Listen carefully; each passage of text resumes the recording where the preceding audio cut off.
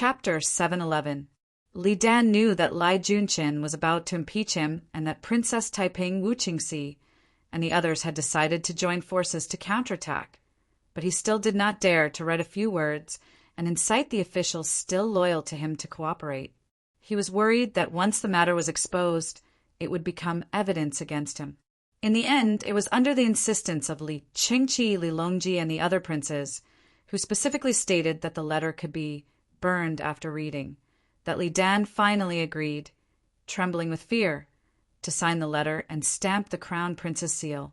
Li Longji saw Gao Lisher, who was holding the secret letter, out of the hall.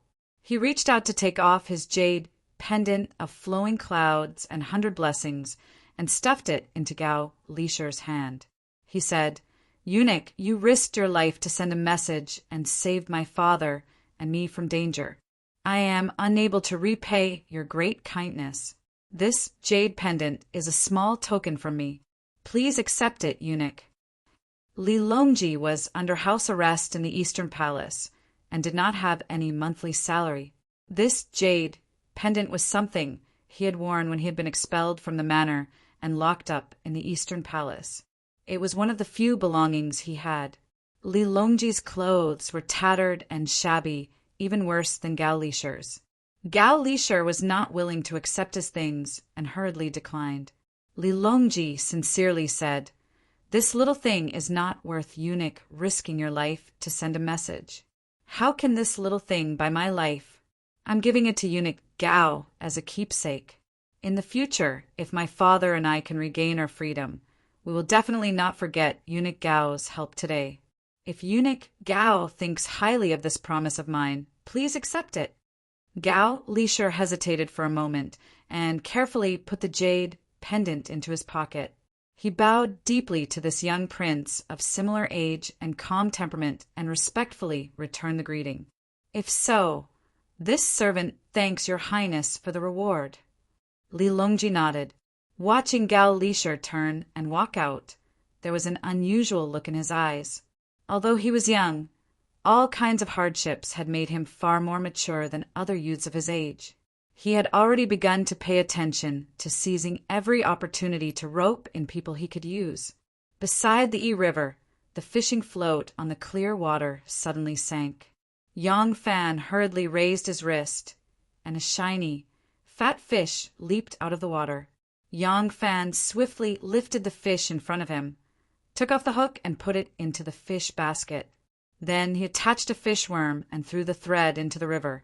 He said calmly, "Since everything is ready, let's do it."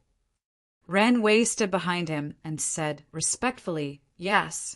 In Sect Master's opinion, who should make the first move? Yang Fan held the fishing rod in his hand and calmly replied, "Wu Qingxi is cunning. He won't take the bait so easily. It's better to let the crown prince's men make the first move." "Yes." Yang Fan turned his head and said, "Most of the people on the crown prince's side have already been killed by the emperor. The remaining people are all very secretive. Even for us, it is difficult to ascertain who is still loyal to the crown prince. Take advantage of this opportunity to keep an eye on those who have emerged, and then follow the clues to find out who is usually close to them. These people are friends today, but they may become our enemies in the future." "Yes." Ren Wei bowed deeply and turned to leave. The next morning, Wu Zetian had just asked Assistant Minister of War Yao Chong about the progress of sending troops to Liaodong to quell the rebellion when a young eunuch came forward to report. "Your Majesty, the supervising imperial censor Ji Levzong requests an audience." The position of the supervising imperial censor was not high and did not have the right to accompany the emperor in court. However, they were imperial censors. If they wanted to impeach someone, they could come to court at any time. Thus, when the civil and military officials heard that the supervising imperial censor requested an audience, they immediately understood that it was to impeach an official. Wu Zetian was slightly surprised and ordered, "Summon him in." Ji Levzong was over 60 years old and was already an old official. Although there were as many 6th and 7th rank officials in the capital as there were cows and horses, and this official could only recognize a few of them, Zong had spent his entire life in the imperial censor, which was responsible for supervising the officials. Thus, the officials who had been in this yamen for a long time were all recognized by the influential officials in the court. Zong was an honest and clean official and was highly respected by the court. In the past, there had never been a case where he had impeached someone without any evidence.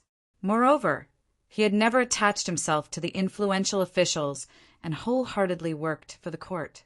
Even Wu Zetian had great respect for this loyal old official. After a while, the edict was passed down, and Zong strode into the hall. When the civil and military officials saw Zong holding court clothes and an official hat, they were all somewhat stunned. Wu Zetian narrowed her pair of presbyopic eyes and saw Zong's appearance clearly. She also felt somewhat strange. What does old Ji want to do? Could it be that he wants to retire and return to his hometown? Zong did not look around and walked into the hall, bowing to Wu Zetian. Wu Zetian could not help but ask with a smile, "Official Ji, you are not wearing court clothes. Why have you come to the hall like this?" Zong said, "This old official has come to the hall today to impeach the capital governor, Lai Junshin. This old official knows that Lai Junshin has always been trusted by His Majesty and has great power in the court. If I cannot bring Lai Junshin down today, this old official will definitely fall into his evil hands in the future. Therefore, I will be impeached without a hat or robe and dressed in white. If I cannot bring him down, this old official is willing to immediately resign and return to my hometown. I will die of old age in Linquan and henceforth never to participate in court politics again." Hearing this, Wu Zetian was displeased and rebuked. Official Ji's words are too outrageous. The imperial censor supervises the officials, hears rumors and reports, and controls the country's laws and regulations to maintain order in the court. This is the power given by the imperial court. Regardless of whether what you say is conclusive or not, who can accuse you? When has Lai Junshin ever been so domineering? Don't hesitate to speak your mind. This emperor will decide everything for you. Zong's voice was like a great bell as he said, "This official thanks your majesty. Your majesty, this official impeaches Lai Junshin for being the mastermind behind Wan Guojun, Huang Jingrong, and the other cruel officials massacring the vagabonds and forcing the desolate border to rebel. This official impeaches him for being cruel in accordance with the law, for being obedient to the law, for harming and torturing people's hearts, for having their bones exposed and bloodshed. There are many cases of this, and the voices of injustice have filled the sea. This official impeaches Lai Junshin for being demoted to the same province, for oppressing his colleagues and forcefully taking his wife for himself. He has no sense of shame, and the people are seething with resentment. This official impeaches Lai Junshin for accepting bribes from a rich man while he was a judge in the same province. He actually used grain from the government's treasury to give to the plaintiff, and should be executed for his crime.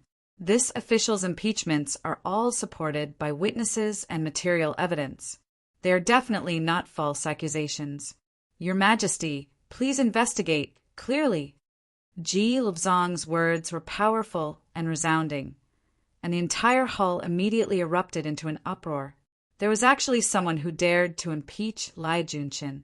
This undoubtedly stirred up the excitement of all the civil and military officials in the court. Only accusing Lai Junshin? No one was optimistic about Zong. When some officials who had a good impression of him looked at him, their faces were already full of pity, as if they could already see this old Ji's tragic future. Wu Zetian had always known that Zong was honest and prudent. He would not impeach an official easily. Once he did, he would definitely have solid evidence. The group of people from the imperial censorate in the southern border was to make the court pay more attention to their role. Wu Zetian was already well aware of this. As for Lai Junshin's fondness for good women, she had also heard Wulong and Wulong joke about it when she was in the inner palace. Thinking about it this way, Perhaps the crimes that Ji Lvzong impeached were all true. Wu Zetian did not have many subordinates that she could use now. She really did not want to make an example out of this obedient watchdog. For a moment, she could not help but hesitate, not knowing if she should accept this case. If she did not accept it, Ji Lvzong even put on a posture of retiring and returning to his hometown. Such an obvious shielding. Wouldn't it be like a good ruler accepting admonition, and let the officials laugh at her for being unfair? Following this, if Ji Lvzong took out solid evidence on the spot, then should Lai Junshin punish him or not? When Lai Junshin heard that someone was impeaching him, he could only follow the rules and remove his hat and hat. He stood at the front of the civil class and listened with his head lowered.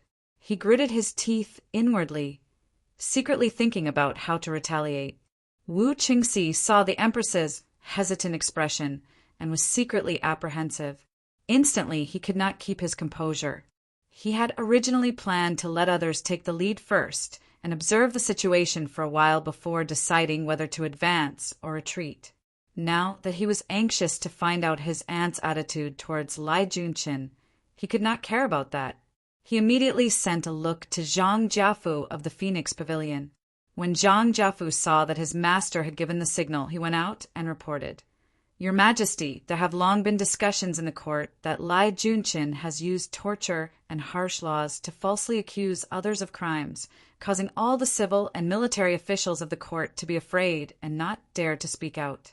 Today, the Imperial Censorate has impeached Lai Junshin, and I hope that Your Majesty will obey the will of the people and investigate this case strictly. Whether he is guilty or innocent, only after the investigation can the people of the world see justice." "I second the motion." As soon as Zhang Jiafu finished speaking, Zhao Gan of the Heavenly Official Office, Cui Shi, and many other officials immediately came out to echo his words.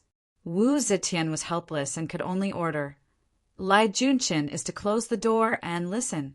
As for the case of Ji Lvzong's impeachment of Lai Junshin, order the Qiuguanyamen to conduct an investigation and trial. Subject Ji can hand over all the witnesses and material evidence to the Qiuguanyamen, and do not mention the matter of retiring and returning to his hometown again. So Ji Lvzong is one of the Crown Prince's people. This old man has really hidden himself well. If not for this, we would not have discovered it." On the way back to the city, Yang Fan played with the two children as he said to Rinwei, "This fire has already been lit, and all sides will do their best. We need to take this opportunity to find out who belongs to which side and record all of them, and from now on, strictly monitor them."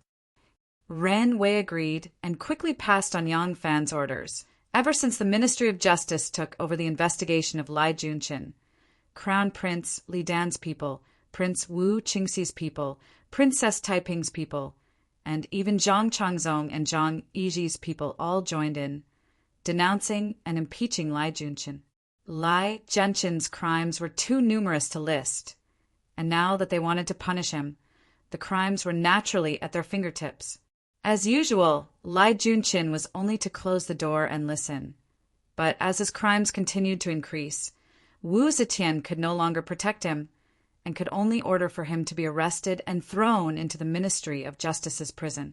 As a result, the number of people impeaching Lai Junshin increased by the day. Only 2 days later, Wei Suizhong, under Wu Sanxi's instructions, came out to testify that Lai Junshin had once bragged about being Shirlu after drinking. Shirlu was the emperor of later Zhao. At first, he was just a slave, but later he became a general, and then from a general he became the emperor. Lai Junshin was originally a ruffian, but now that he was a high-ranking official, he called himself Shirlu. Wasn't this the same as plotting to become the emperor? The pitiful Lai Junshin did not know who Shirlu was. He did not even know this person, much less Shirli's life. But as a result, Lai Junshin's crimes increased layer by layer, and finally he was about to die. However, Wu Zetian still did not have any thoughts of executing Lai Junshin. This was because Lai Junshin had offended too many people. And because he had offended too many people, Wu Zetian believed that many of the impeachments were due to personal grudges. and because Lai Junqin had offended too many people. She believed that Lai Junqin could only rely on himself.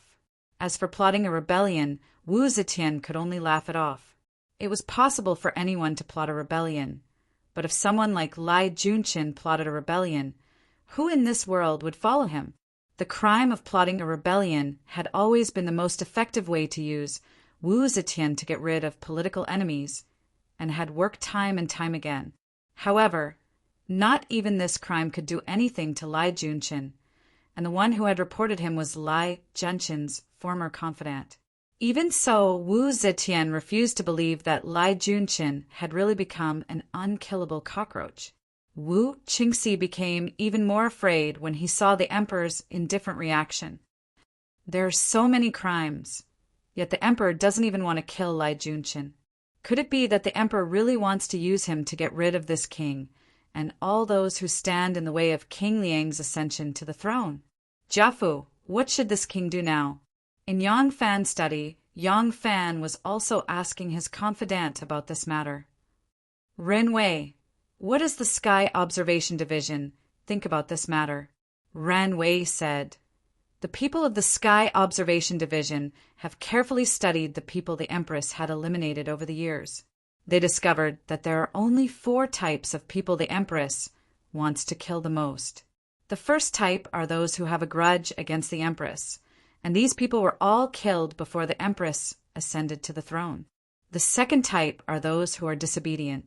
Lai Junqin is clearly not one of them. The third type are those who pose a threat to the throne. Yang Fan continued, Lai Junqin clearly does not pose any threat to the throne. Wu Chengxi's incitement to Wei Suizhong to put this crime on Lai Junqin is simply overreaching himself. Ren Wei said, understood. The fourth type are those who have completely lost their value. If they are left alive, they will instead affect the Empress's authority. Yang Fan muttered to himself for a moment, then said, clearly, this is the only way to get rid of Lai Junqin. Have we already figured out the identities of those officials who have always been hidden, but who actually belong to the second Zhang clan, the Wu clan and Princess Taiping? Understood. Yang Fan smiled and said, good. Then let's start now and turn Lai Junqin into a street rat. Chapter 712. The sky was a vast expanse of blue. The gentle breeze carried the intoxicating scent of spring, gently brushing past the red flowers and green willows, the green hills and clear waters, the palaces and pavilions, and the streets and alleys. The criticism and impeachment of Lai Junqin from both the court and the commoners grew stronger and stronger, like the Luo River after a series of spring rains that began to show signs of ferocity. The impeachment of Lai Junqin, regardless of whether the participants were deliberate or hot-headed. As long as they had already participated, there was no turning back. If Lai Junqin did not die this time, they would have to prepare their own coffins in advance. At this time there was no retreat, and the people in the court who had long feared and hated Lai Junqin were constantly adding fuel to the fire. Perhaps they did not have the ability or the courage to directly express their hatred for Lai Junqin to the emperor, but they could vent their anger at the wine tables in the brothels and in the marketplace, and this would eventually reach the emperor's ears. Beautiful spring terrace, hundreds of flowers bloomed, and the air was filled with a refreshing fragrance. Zhang Changzong and Zhang Yizhi found many young and handsome boys for Wu Zetian, filling her harem. However, Wu Zetian mostly only tasted these handsome boys. Her favorite ones were still the 2 boys with the surname Zhang. Zhang Changzong and Zhang Yizhi accompanied Wu Zetian as they strolled among the flowers. In the midst of the butterflies and orioles, Zhang Yizhi also whispered to Wu Zetian in a voice as gentle as an oriole, "This Lai Junqin has already provoked the wrath of the heavens and the resentment of the people. His Majesty remembers his past contributions and cherishes him very much, but his various perverse actions have tarnished his Majesty's illustrious name." Displeased, Wu Zetian furrowed her brows and said, "We are a little tired. Let's go back." In Wuqing Hall, Wu Zetian summoned a group of prime ministers to discuss which generals to send out to fight against the Khitans. The newly promoted prime minister, Wang Jishan, forcibly shifted the topic to Lai Junqin and solemnly remonstrated. Lai Junqin is vicious and greedy, the root of the country's evil. If this person does not go, the court will definitely be shaken. Wu Zetian flicked her sleeves and left. Whether she wanted to kill or protect someone, she had to make the decision herself. She did not want to give the prime ministers a feeling of indecisiveness. Chun Dong was in charge of Lai Junqin's trial in the Ministry of Justice. Outside, there were constant complaints every day, and inside, there were revelations from Wei Suizhong, Lai Junqin's trusted aide, who had always been by his side. Chun Dong uncovered more and more information about the wrongful cases that Lai Junqin had created, as well as his abuse of power for personal gain. When these developments were reported to the emperor, Wu Zetian was furious. Qian Chaojun, the former assistant minister of the Ministry of Appointments and the current minister of Works, had been instructed by Lai Junqin to appoint more than 100 of Lai Junqin's henchmen to the posts of patrol inspector, county lieutenant, and judge in various prefectures and counties. With so many of Lai Junqin's henchmen in charge of the local judicial departments, it was convenient for him to frame officials, fabricate evidence, and fabricate charges. The reason why Lai Junqin was able to accuse others in front of Wu Zetian was because of his seemingly detailed and real evidence. Wu Zetian was unable to restrain her anger. She immediately summoned Minister Qian to the palace and interrogated him face to face.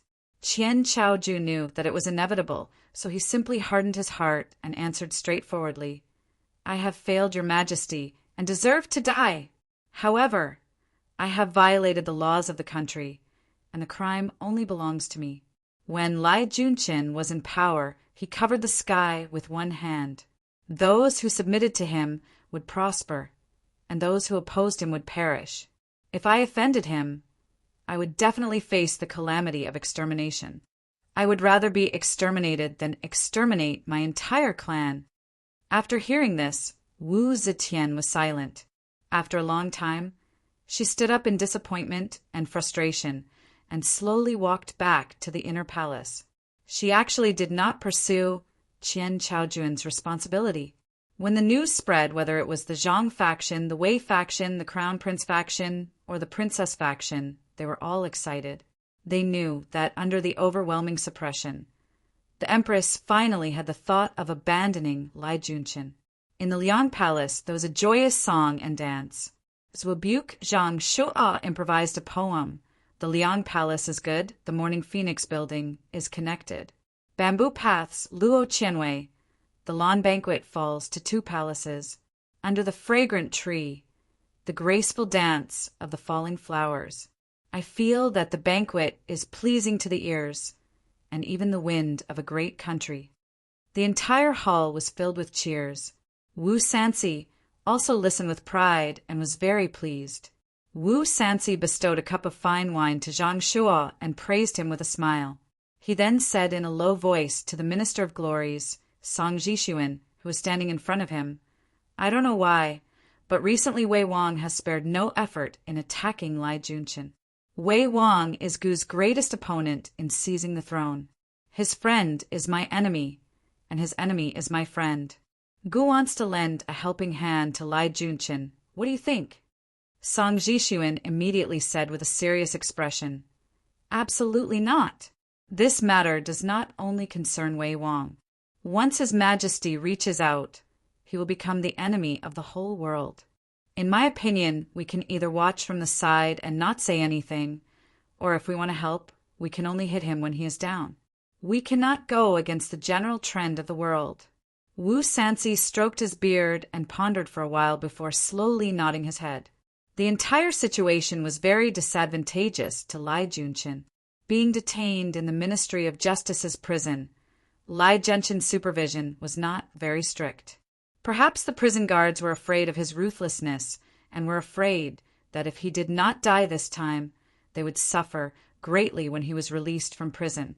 Therefore, they did not treat him harshly. Every day, The Lai residence's family sent food to Lai Junshin. They could even enter the prison and personally deliver it to Lai Junshin. Under these circumstances, it was easy for Lai Junshin to send some information to the outside world. But Lai Junshin racked his brains and could not find a single person he could entrust this task to. He had long walked this road to a dead end. Those who feared that Lai Junshin would not die were not only the Zhang faction, the Wei faction, the Crown Prince faction, the Princess faction, and the faction of the Prince of Luling that did not have a leader but saw an opportunity to strike. There was also the grand scholar Ji Su. Ji Su had secretly reported the news of Lu Sili and Lu Sili's rebellion to Lai Junshin. Lai Junshin had taken all the credit and attempted to eradicate Ji Su as a traitor. As a result, Ji Su hated Lai Junshin to the bone. When a wave of crusade against Lai Junshin rose in court, Ji Su had been closely watching the development of the situation, but he did not interfere. It was not that he was afraid of Lai Junshin. Although he was afraid, ever since he had seen the emperor as the first person to accuse Lu Sili and Lu Sili of rebellion, he and Lai Junshin no longer had any leeway. The reason he did not stand out was because he felt that his words carried little weight and that he would not be of much use in this matter. But the empress was still unwilling to make the decision to punish Lai Junshin. Ji Su was somewhat unable to restrain himself. He knew that this was the best chance to deal with Lai Junshin.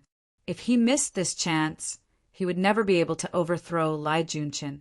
Even if he had the empress's protection and would not be harmed by Lai Junshin, he would never have the chance to stand out and could only continue to be an idle official. Thus, on this morning, during the morning court, Ji Su decided to take a risk. He was the grand scholar, in charge of guiding the palanquin, writing the 5 ceremonial notes, monitoring the ceremonial objects, and deciding on matters such as the conferment of the nobles and ministers. Every morning court of the emperor, when the imperial carriage came out of the rear palace, it had to be led into the hall by the grand scholar. On this day he was on duty. The Wanxiang Divine Palace had been burned and was now being rebuilt. The emperor's court was temporarily changed to the Hall of Proclamation. Early in the morning, Ji Su was waiting in front of the Hall of Proclamation. When the emperor's imperial carriage came from afar, Ji Su, who was supposed to be leading at the front, suddenly charged into the guard of honor, went straight to the front, and grabbed the handrail of Wu Zetian's carriage. The imperial guards were shocked and immediately went forward to arrest him. Wu Zetian frowned and waved the guards away. She said sternly to Ji Su, "Subject Ji, why are you obstructing the imperial carriage? Are you not afraid that we will punish you?" Ji Su sternly said in a loud voice, "Subject broke up the guard of honor and obstructed the imperial carriage. Subject is guilty and is willing to be punished by your majesty to uphold the country's law. Lai Junshin's crimes are monstrous and the people are angry. Evidence of his crimes can be found everywhere. The court and the public have long been calling for him to be punished. Subject asks your majesty, why are you still not punishing him?" All the civil and military officials were waiting in front of the hall to enter. Seeing the scene, they could not help but be dumbfounded. Many people were secretly impressed by Ji Su's courage. Wu Zetian was somewhat embarrassed and answered unhappily, "Lai Junshin has done meritorious service for the country. That is why we are hesitating." Ji Su loudly said, "Lai Junshin has done meritorious service for the country. Your majesty has also given him corresponding rewards.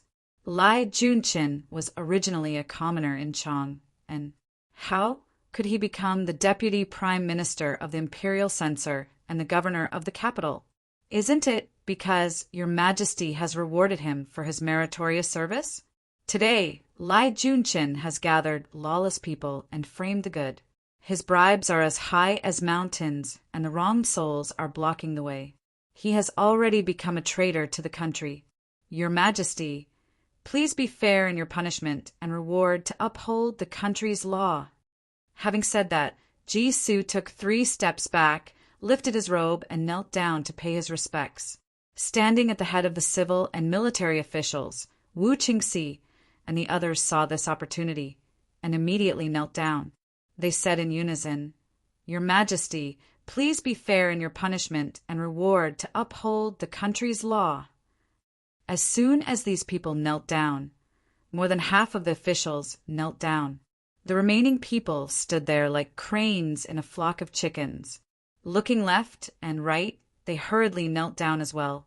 Wu Zetian sat steadily on the imperial carriage, her face expressionless. After a long silence, Wu Zetian slowly opened her mouth and said, "My beloved subject is right. This matter has been dragged on for long enough.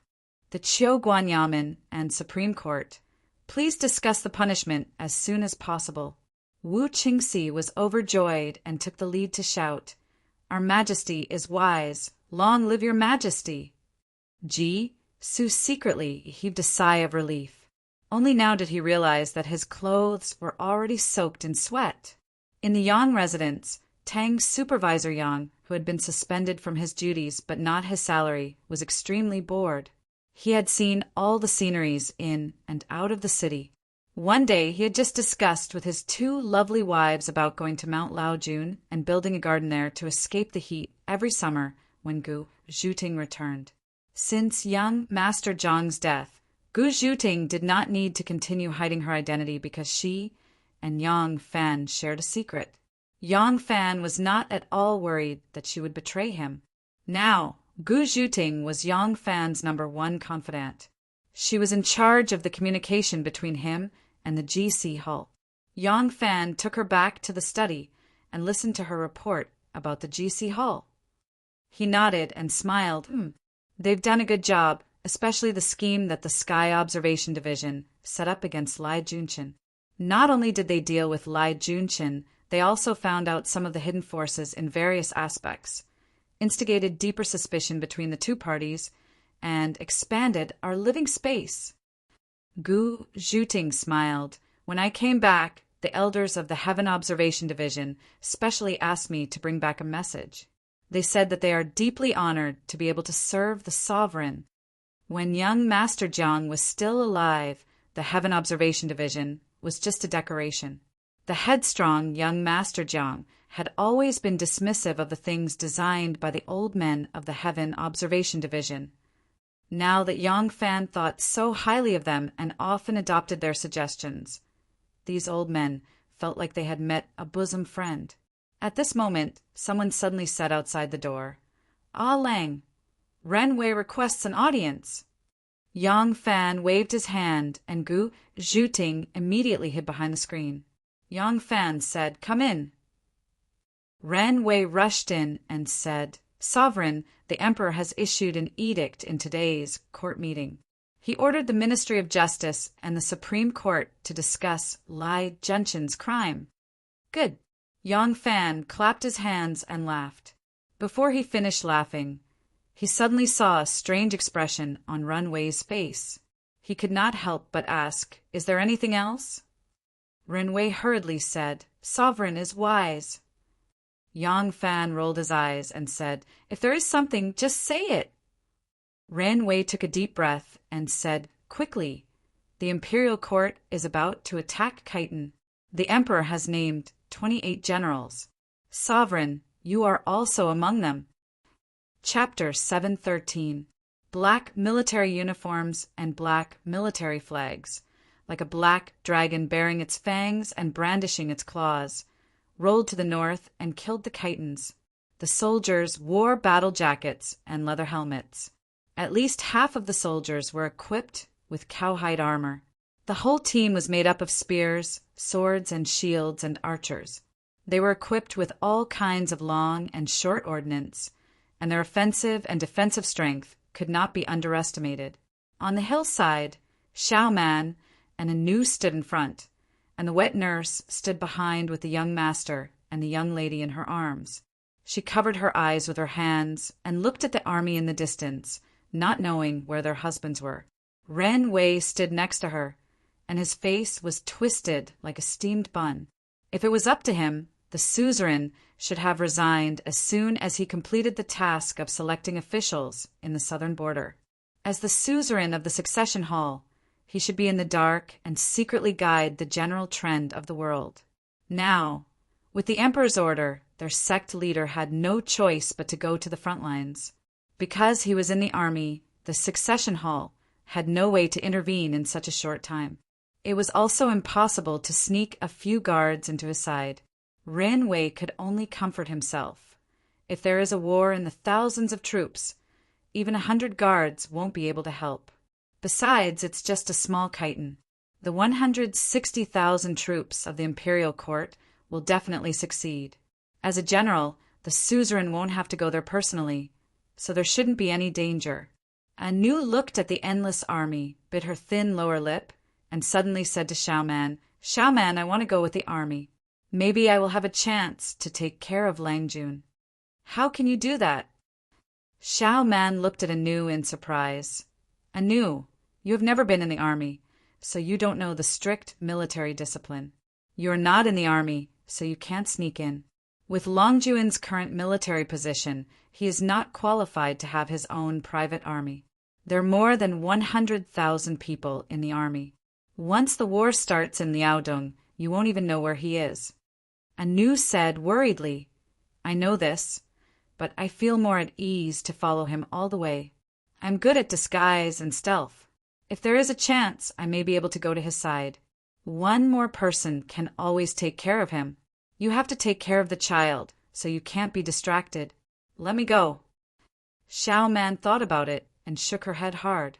Her experience was different from Anu's, and her current identity was also different. It was very difficult for her to agree to Anu's request. She had lived in the army for a long time. Although she was just an inner guard and had never fought in a war, she was clear about the rules and discipline of the army. In her opinion, Anu's idea was extremely absurd. Moreover, when Yang Fan left, he left the whole family to her. If she promised Anu to go with Yang Fan if something happened to Anu, how could she explain to Yang Fan? Anu was obviously not on a whim. Seeing that she refused to agree, she hurriedly gave Gu Zhuting a look. Gu Zhuting then came up and helped Anu to persuade. From the looks of it, Anu and Gu Zhuting had already discussed this with each other. On the hillside, the two of them began to train Xiaoman. Wu Zetian's timely punishment of Lai Junqin allowed the civil and military officials of the court to turn their attention back to quelling the rebellion in Liaodong. After a period of preparation, the army could finally set off. When she was naming the generals, Wu Zetian suddenly thought of her daughter Taiping's request, so she issued an edict and transferred him back to the army. At this time, Yang Fan was leading his troops to advance with the main army. Yang Fan had been appointed as the captain of the 1st Regiment. His troops were formed from elite soldiers drawn from the various prefectures of subjugation. Although they were called elite soldiers, they were just large soldiers pulled from a file. The prefectural military system was already gradually collapsing, and the court had gradually begun to implement a recruitment system. General Chao Renshi of the Left Eagle Guard, General Zhang Xuanyu of the Right Golden Guard, and the newly appointed Vice Minister of Agriculture Ma Renja led the Imperial Guards and the recruitment army. They were the elite troops and served as the vanguard. And the troops Yang Fan was in were mostly formed from prefectural soldiers. As a reserve force, they were the rear troops, led by the Chief of Marches, Yen Bangxi, and General of the Left Guard, Li Duozhua. Although Yang Fan's troops were formed from soldiers drawn from the prefectural armies, the entire structure of the troops was complete. There were other commanders, senior censors, 6 captains, and adjunct officers. Along the way, Yang Fan and a few of his subordinates had become familiar with each other. At this time, they were chatting and laughing as they hurried along. Senior censor Shi Rui said, "A small chitin actually required so many famous generals and such a large army. Isn't the court making a mountain out of a molehill? Using a butcher's knife to kill a chicken?" Senior censor Yun Gufan advised, "Censor Shi Rui must not be careless. I heard that the Khitan soldiers are brave and skilled in battle. They took down the Yingzhou prefectural governor Zhao Wenran in one attack, then took down Chongzhou and captured Tang Longshan's deputy envoy, Su Qingji. They are not so easy to deal with. Senior Censor Tang Tao disapprovingly said, Senior Censor Yin, don't boost the morale of others and diminish your own prestige. The Khitan people are invincible because the border armies are incompetent. In our dynasty's border armies, other than the Longyu army who is skilled in battle, the other border armies are unable to withstand a single blow. Normally, they can maintain law and order in the border areas and arrest the smugglers. But to fight, they are far inferior. Senior Censor, Sharue, and 6 captains immediately echoed. The Tang dynasty's border army system adopted a hereditary military household system. This was similar to the Ming dynasty's Wei Suo troops. The first generation were all soldiers who were skilled in battle. They settled in the area and established military households. The court exempted them from taxes and corvée labor. However, as a price, each family had to produce soldiers to fill in the gaps of the previous generation's border army. This kind of army degenerated after a few generations. For example, in the western region, there were annual wars. The border army's fighting strength was still very impressive. Since the founding of the Liaodong region, there were very few major wars. Many border army soldiers had never fought a war since they received the weapons passed down from their fathers. In addition, the hereditary generals of the border army were not paid. The soldiers were not enough. Some families' fathers doted on their children and grandchildren, so they were not willing to hand over their duties. As a result, the soldiers were aging and there were all kinds of problems. As a result, basically they did not have much fighting strength. For this reason, among the various military systems of the imperial court, it was the prefectural army that looked down on the border army. The conscripted army looked down on the prefectural army, and the imperial army looked down on the conscripted army. Listening to his subordinates' discussion, Yang Fan said, "It is true that the Khitan people's armors are incomplete and their weapons are broken, but they live in bitter cold, nomadic herding and hunting for a living. Therefore, they are naturally skilled in riding and archery, valiant and aggressive. Now that they have assembled into an army, their fighting strength cannot be underestimated. You must know that arrogant soldiers are bound to be defeated. Be careful." Yang Fan was a commanding general. With the rank of captain, it was not good for the generals to refute his opinion. Thereupon, one after another, they agreed. Sharue laughed and said, "This lowly general heard that when Captain Yang was at Longyu in the past, you once led 5,000 border troops at Mingwei garrison to safely withdraw from Flying Fox Pass under the pursuit of 100,000 Turkic troops. The casualties were less than 1/3. You also assisted great General Liu in outsmarting the Turkic troops. Captain is so proficient in military affairs. We are fortunate to be under Captain Yang's command. This time we are going to Liaodong. We will definitely be able to render meritorious service." Yang Fan knew his own situation very well. How could he dare to consider himself a general who was proficient in the art of war? Hastily he waved his hand and modestly said, "That is just a rumor. It cannot be taken seriously. It is true that the Turks had 100,000 troops, but at that time they broke through Flying Fox Pass. Less than 20,000 troops entered the pass. While we were retreating, we took advantage of the terrain, so we calmly withdrew to Mingwei garrison. Right now there are many battle-hardened generals commanding the entire army, mobilizing the troops and dispatching the generals. Our battalion's duty is only to follow the great general's command, to issue clear orders, to strictly enforce military discipline, and to fight the enemy bravely. Speaking of rendering meritorious service, based on our imperial court's military power, as long as you and I work together, it will not be difficult." All the generals were very optimistic and agreed in unison. At this moment, Chief Marshal Yun Gufan suddenly pointed his finger and said cheerfully, "Look! Chief Steward Yan is here." Yang Fan and the others looked back and saw the commander's flag fluttering in the wind, with a large in character written on it, as if a new wave had suddenly surged into the midst of the advancing army, splitting the waves and rolling over. The advancing official army soldiers quickly moved to the sides of the post road, making way for them. Seeing this, Yang Fan hurriedly moved his horse to the side of the road and stood solemnly with his subordinates, respectfully sending off Chief Steward Yan's troops. This was a true elite army. The military flag fluttered like fire. There were a total of 800 armored cavalrymen riding on tall and sturdy horses. Their armor was bright, their saddles were neat, and their swords and shields hung from their shoulders. They held long lacquered spears with red tassels.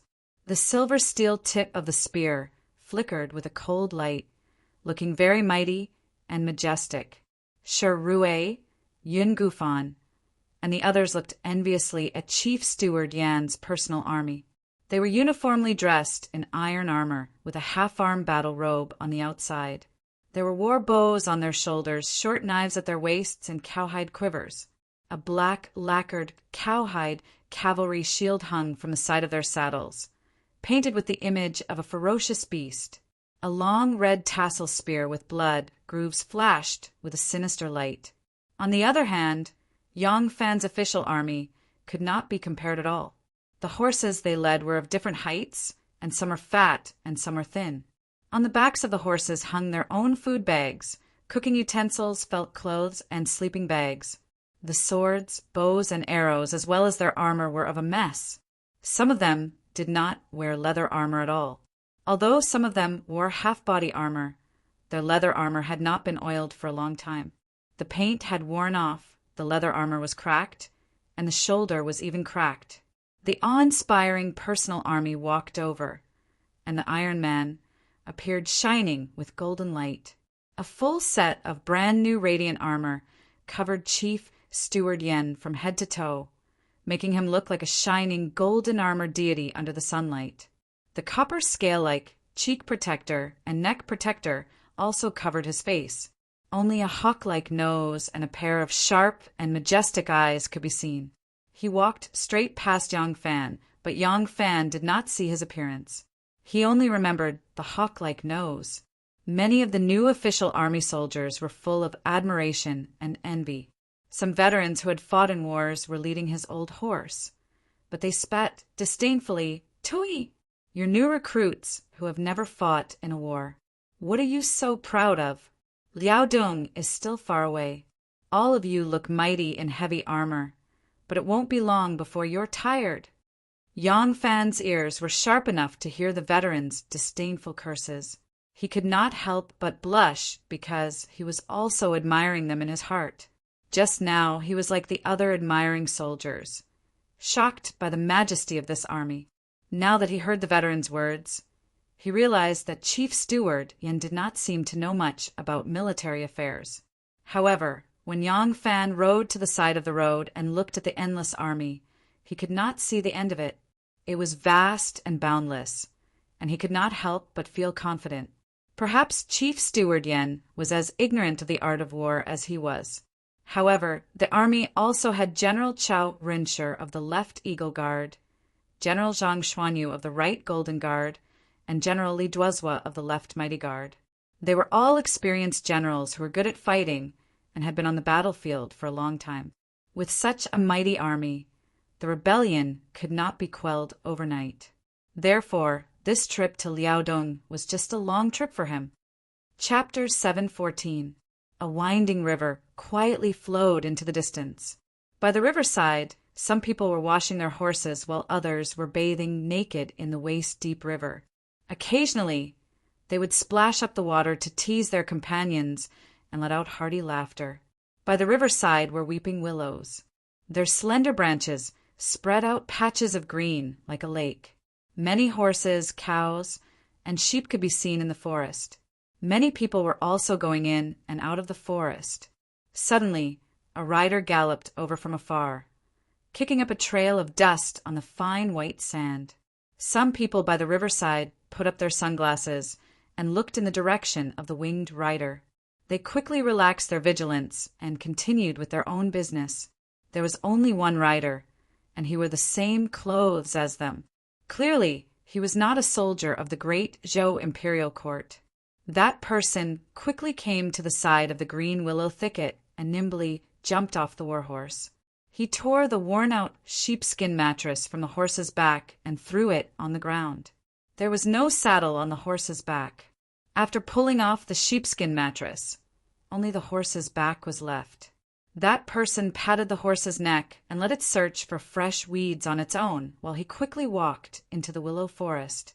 Supreme Khan, Grand Marshal, the imperial court has sent troops.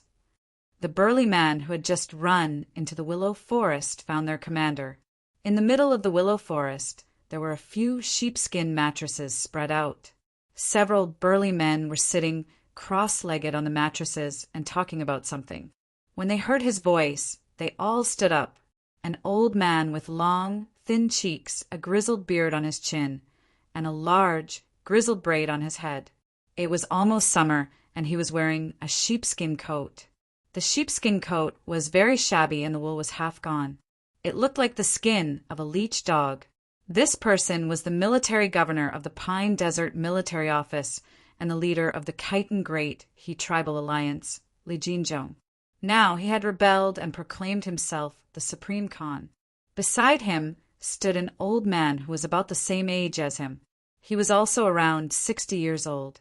This person was slightly taller than Li Jinzhong and had a square face. His hair and beard were all white, but his thick eyebrows were still black. His messy eyebrows gave off a fierce aura. This person was Sun Wanrong, who had been appointed as Grand Marshal by Li Jinzhong. The burly men at the side were the leaders of the various Khitan tribes that had attached themselves to them. Li Jinzhong untied the water pouch at his waist and threw it to the scout. He said calmly, "No hurry, drink some water first." The scout caught Li Jinzhong's water pouch and gulped down a mouthful of water.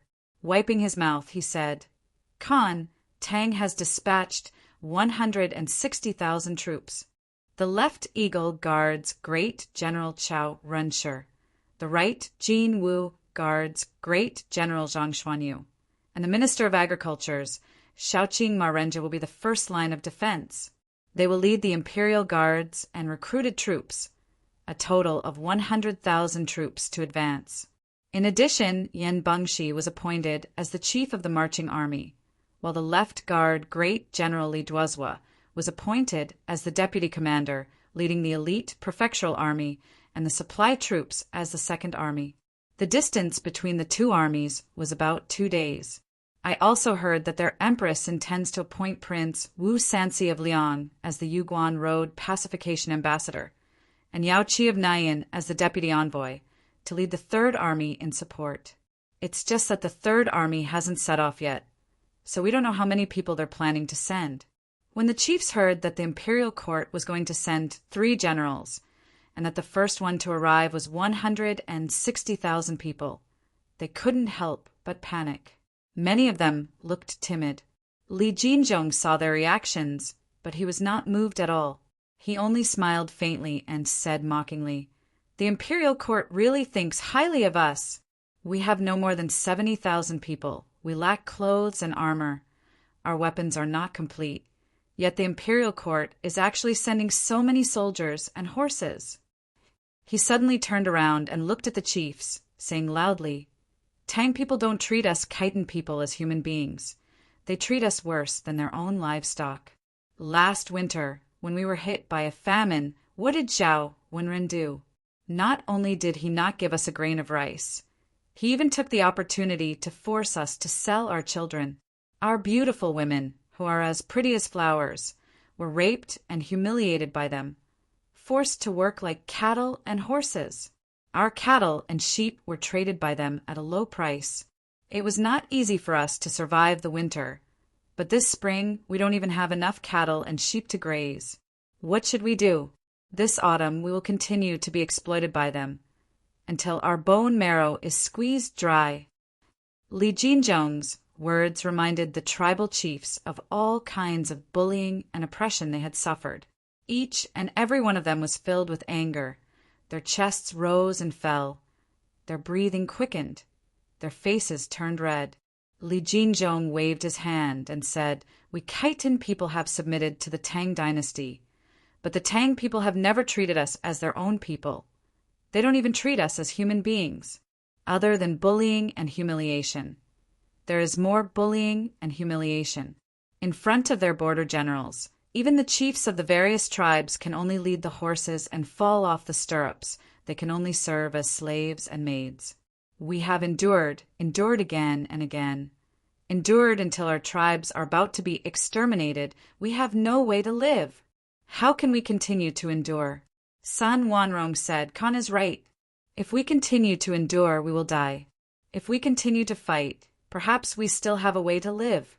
At the very least, we must let the imperial court know that even if they treat us like livestock, they must give us something to eat.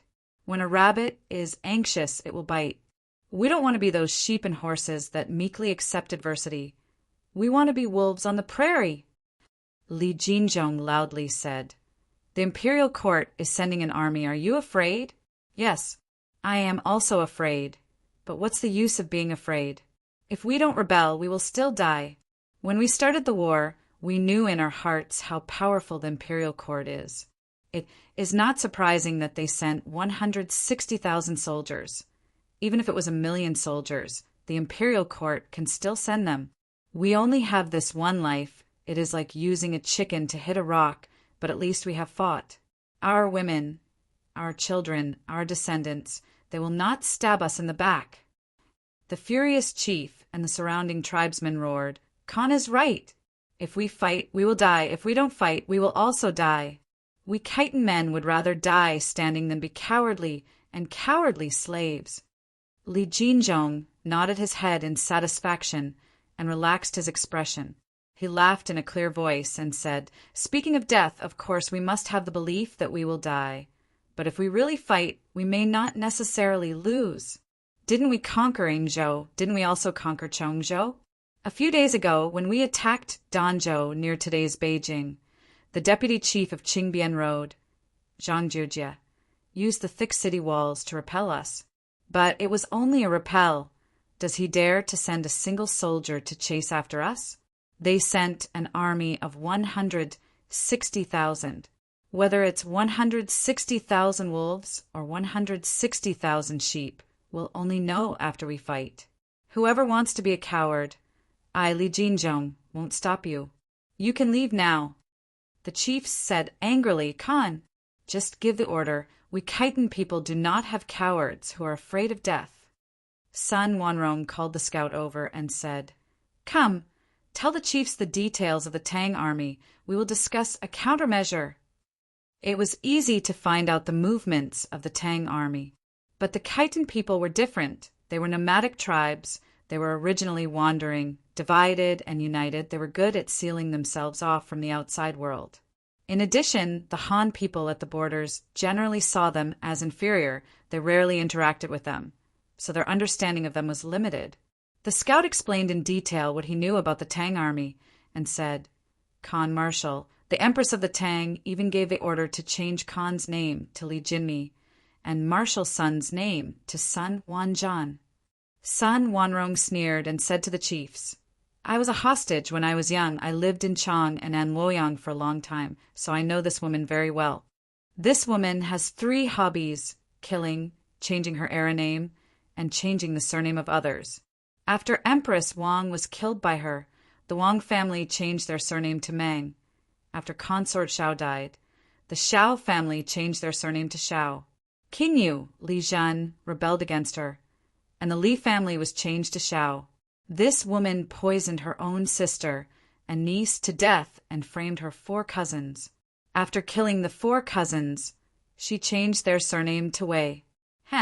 Look, how is this different from those women who have a grudge against others, gritting their teeth and cursing others at home? Is this the Tang emperor or a witch?" "Ha ha ha." The chiefs roared with laughter, and Li Jinzhong said with a smile, all right, let her say what she wants. Whether I, Li Jinzhong, am destroyed or not is not up to her cursing. Whether Sun Wanrong is Sun Wanzhan or not, it depends on whether they can win the war. Let's discuss how to fight this war. The Khitan chief Luo Wuzhen suggested. The Tang army has the advantage. Why don't we avoid them, retreat into grasslands, and lead them by the nose? They have 160,000 troops, and the supply is a big problem. As long as we delay them for a few months and find an opportunity to cut off their food supply, they will collapse without a fight. Li Jinzhong shook his head and said, after the famine last winter and being extorted by those damn border generals, our cattle and sheep are not enough to ensure the survival of our people. The food we robbed is not enough for us to eat until winter. If the Tang army arrives, they will be stationed at the important cities and refuse to follow us around the grasslands. We only need to endure until winter, and we have nothing to eat, and we can't take down their cities. At that time, we will freeze to death even without the Tang army killing us. Another Khitan chief, He Xiao, pondered for a moment and used a willow branch to draw the terrain on the ground, and said, if that's the case, why don't we gather our troops and stop them at the Yellow Deer Valley? The Yellow Deer Valley is narrow and we can't deploy our troops. As long as we can guard the valley entrance, they won't be able to come over. Luo Wanjin retorted, what's the use of that? The Tang have 160,000 troops if we guard the Yellow Deer Valley. Even if they can't come over, we will be dragged to death there. There are still Tang troops in Danzhou, Zhuo County, and other places. If they know that reinforcements have arrived, they will gather their troops and attack us from behind. We will be attacked from all sides and trapped in the Yellow Deer Valley, unable to escape even if we want to. He Xiao thought about it and could not help but feel discouraged. He threw down the willow branch and said, we can't avoid them and we can't stop them either. What should we do? Sun Wanrong stroked his beard, frowned, and pondered for a while, and suddenly said, Xiao's idea, I think it's not impossible, but we need to be flexible. Li Jinzhong knew that Sun Wanrong was full of schemes and hurriedly asked, what good idea do you have? Sun Wanrong said, the Tang have always been arrogant and do not take us seriously. This is called arrogant soldiers. My idea is to take advantage of their disdain for us. If we use it well, we may be able to take down all the Tang troops along the way. But if we fail, the troops as bait will not return. So I need a group of soldiers who are willing to die. Sun Wanrong's gaze swept across the leaders and said coldly, who is willing to take on this responsibility? Chapter 715. The great Zhou's first army of 100,000 soldiers marched majestically on the road.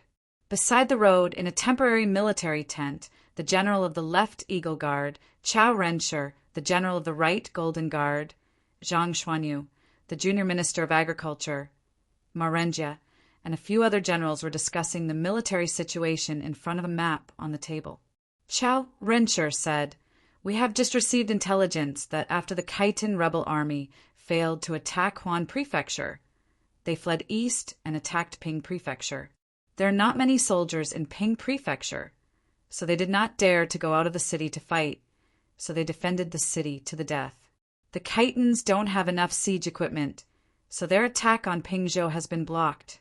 Now they are moving toward Lulong. The junior minister of agriculture, Ma Renjia, did not know much about military affairs. He was mainly in charge of logistics and military achievements. He asked, where is our army now? Zhang Xuanyu pointed at the map and said, our army has just arrived at Horse City.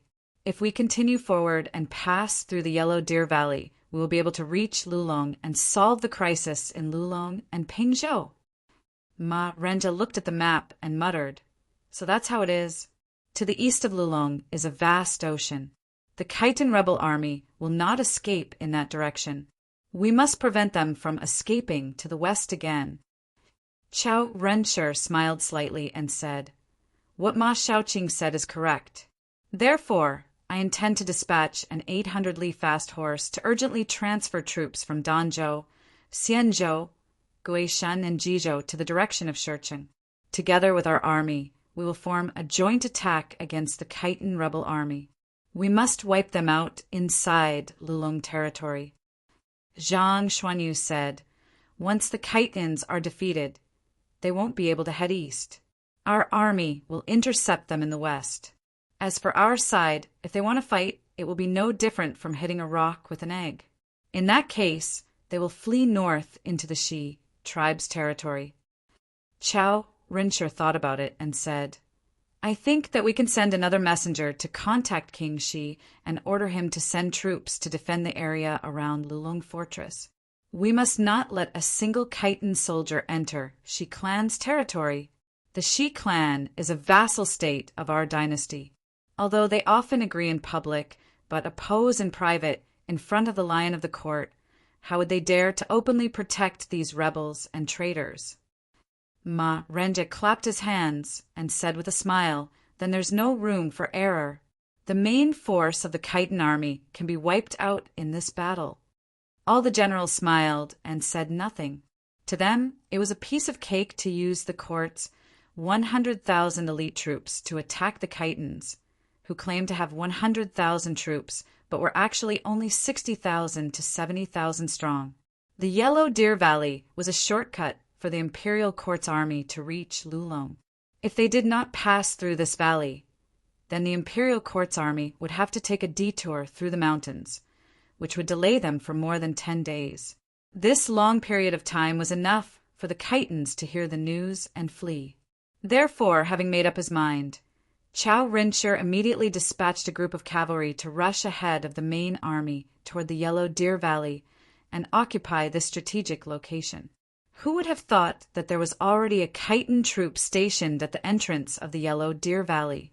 When the imperial court's vanguard arrived at the Yellow Deer Valley without stopping, they saw from a distance a tattered gray wolf flag fluttering on the top of the mountain. The vanguard troops could not help but be shocked. They immediately set up camp on the spot and urgently sent someone to report to the central army. Chao Rincher heard that the Khitan people had stationed troops and horses in the Yellow Deer Valley. While ordering the army to speed up, he also sent an order to the vanguard to attack the Yellow Deer Valley first, to probe the Khitan people's strength. Once Vanguard Lieutenant General Wu Qingzhao received the order, he immediately ordered Brigade Commander Ma Chao to lead his troops in an exploratory attack. It was Ma Chao's first time going on an expedition to war. He was very excited along the way, but when the order was issued, he became nervous for no reason. Although the entire army had a disdainful attitude toward the Khitan people, as if once the army arrived, they could annihilate the Khitan people with a snap of their fingers. But it was, after all, his first time on the battlefield. Ma Chao was very cautious. He first did a reconnaissance of the Yellow Deer Valley and found that there was a valley road in the middle of the valley. Although it was not very narrow, it was completely within the range of the crossbows. Therefore, other than eliminating the enemy troops on both sides, it would be difficult for the army to pass through. On one side of the valley, the mountain peaks were steep, the walls were as straight as a mirror, easy to defend and difficult to attack. On the other side, the hillside was not steep, but the number of Khitan troops guarding it had increased correspondingly. This hillside could not be considered steep. The cavalry could charge up, but unfortunately the hillside that was not considered steep was full of loose gravel. Even walking would not be easy, let alone charging on horseback. His cavalry was completely useless here. They had to abandon their horses and fight on foot. It was Ma Chao's first time leading troops into battle, so he was very cautious. Following the art of war, he learned from the army.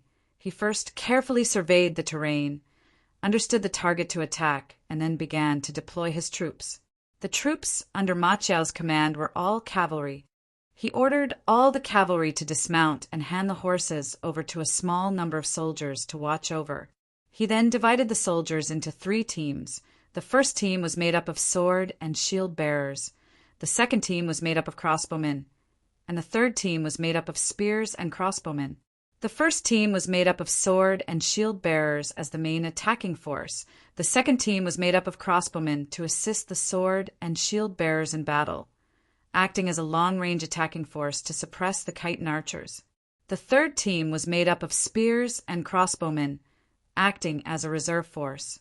If the attack was successful, the third team would enter the battle and quickly consolidate the occupied position. If the attacking force did not make any progress, then the purpose of scouting the defending force's strength had been achieved. If they first occupied the enemy's position and then were suppressed by the enemy's counterattack, then the third team would be responsible for covering the retreat of their comrades to avoid heavy casualties during the retreat. As for the other side of the steep cliff, Ma Qiao decided to ignore it for now. There was a valley in the middle, and most of the arrows shot from the opposite cliff had lost their lethality, so it was better to take one side first, and then attack the other side of the hill after they had gained a firm foothold. Ma Qiao's arrangement conformed to the rules, and everything had been arranged.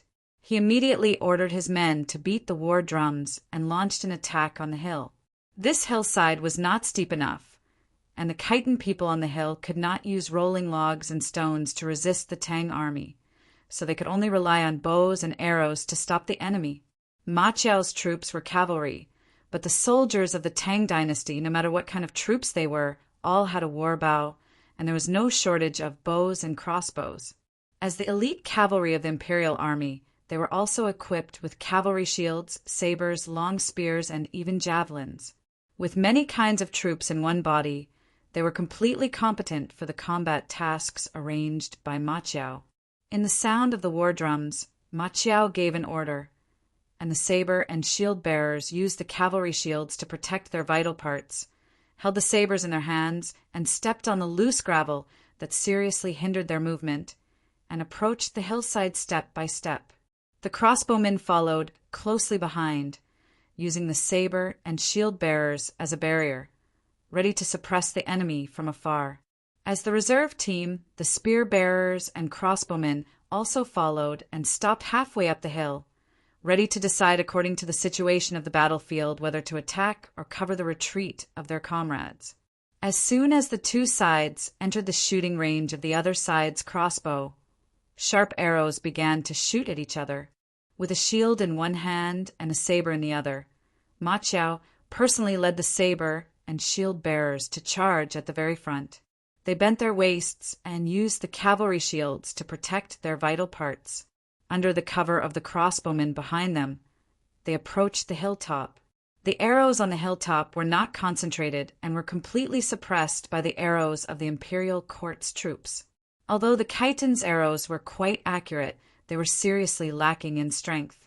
A few arrows hit Ma Qiao's shield, but with a shake of his shield, some of the arrows fell off. Ma Qiao couldn't help but be surprised. Didn't they say that the Khitan people were nomadic and hunted, and that they were most proficient with crossbows? With such weak strength, even if they hit their bodies, it would probably be very difficult to kill them. At first, Ma Qiao was worried that the Khitan people's crossbows were formidable, but now that he saw that the Khitan people's archery was only so, his courage increased. He immediately ordered them to increase the speed of their attack. When they were about to charge up the hillside, the sparse arrows on the hillside stopped altogether. Ma Qiao immediately increased his speed and was the first to charge into the Khitan people's defensive line. Brandishing his saber, he began to kill. When he charged into the enemy's group, he discovered that there were only several hundred people defending the hilltop. The weapons they used were a mess of old and shabby weapons, such as long sabers, manure forks, wooden sticks, and so on and so forth. Each and every one of the enemy's clothes was ragged, and their faces were emaciated. When they moved, they were limp and had almost no strength to fight back. Ma Qiao's saber technique could be considered a first-rate expert in the army. Seeing that the enemy's combat strength was not strong, he simply abandoned his cavalry and shield and brandished his saber with both hands, charging forward. His body was as swift as a tiger, and his saber was as fast as the wind. He did not tangle with the enemy, and only tried to create as much chaos as possible to create the conditions for his men to charge up the hillside. Very soon, all the saber and shield bearers had charged up the hillside. Following that, the archers also drew their sabers and joined the battle. When the reserve troops guarding halfway up the hillside saw the situation, they immediately followed their original plan and charged up the hillside. However, before they could join the battle, the Khitan soldiers on the hillside, who looked like beggars, broke down. "Stop fighting, we surrender! We surrender!" When one of them shouted surrender, all the resistance on the hillside immediately vanished. Other than a few people who wanted to escape into the dense forest, they were shot by the Zhou army's arrows. The rest of the Khitan people knelt on the ground and raised their weapons with both hands, surrendering to the Zhou army. Wu Qingzhao was a distant relative of the Wu family. He had relied on his family's connections to become a brigade commander in the army. When he received the order to attack, tentatively, his heart was pounding. That was why he had ordered Ma Qiao to attack while he did not move and was prepared to escape at any time. He did not expect Ma Qiao to smoothly charge up the hillside with a brigade. When the Zhou army waved the war flag and gestured to the foot of the hill, Wu Qingzhao was dumbfounded. Then he was extremely vexed. If he had known that the Khitan people were so useless, he should have snatched this battle credit himself. With so many people watching, it was impossible for him to snatch this credit openly. He could only hope that Ma Qiao would be sensible and focus on mentioning him, the vanguard commander in the battle report. On the hillside, Ma Qiao could not close his mouth from grinning. This was the first time he had commanded a battle, and it was the first time he had charged and participated in a battle. The moment he received the order, although he looked calm on the surface, he was extremely nervous in his heart. His heart was pounding like a drum. He felt the nervousness and fear of participating in a battle for the first time, as well as the lack of confidence in commanding an entire army alone. But when he rushed up the mountain and killed the second person, all of this uneasiness, all of this fear was thrown out of his mind. Warriors had to experience the baptism of the battlefield to mature. After this battle, Ma Qiao quickly possessed the psychological qualities that a general should have. And the battle record of killing 7 people with his own hands also made it so that the first time he killed an enemy, when blood sprayed on his face, he would immediately jump up in panic and forget to dodge, almost getting slashed by another enemy. What should I do now? Yes, I remember. Grinning foolishly for a while, Ma Qiao finally remembered some common sense that the old generals in the army had taught him. Right now, he should immediately inspect the enemy's equipment, understand the enemy's situation, and interrogate the captives about the enemy's situation so that the commander-in-chief could use it as a reference for his next move. Wu Qingzhao waited for another half a day. After confirming that there were no ambushes on the mountain, he led his army up the mountain and occupied this commanding position. When Wu Qingzhao ascended the hillside with a smile that was difficult to describe as happy, he only had time to participate in Ma Qiao's interrogation. Through the interrogation, they quickly figured out the enemy's situation. The Khitan rebel army had a total of 67,000 people. After failing to attack Danzhou, they fled all the way to the east. When they reached the city of Pingzhou, they suffered another setback and were forced to turn to Lulong. Because of the long-distance attack, they were unable to receive supplies.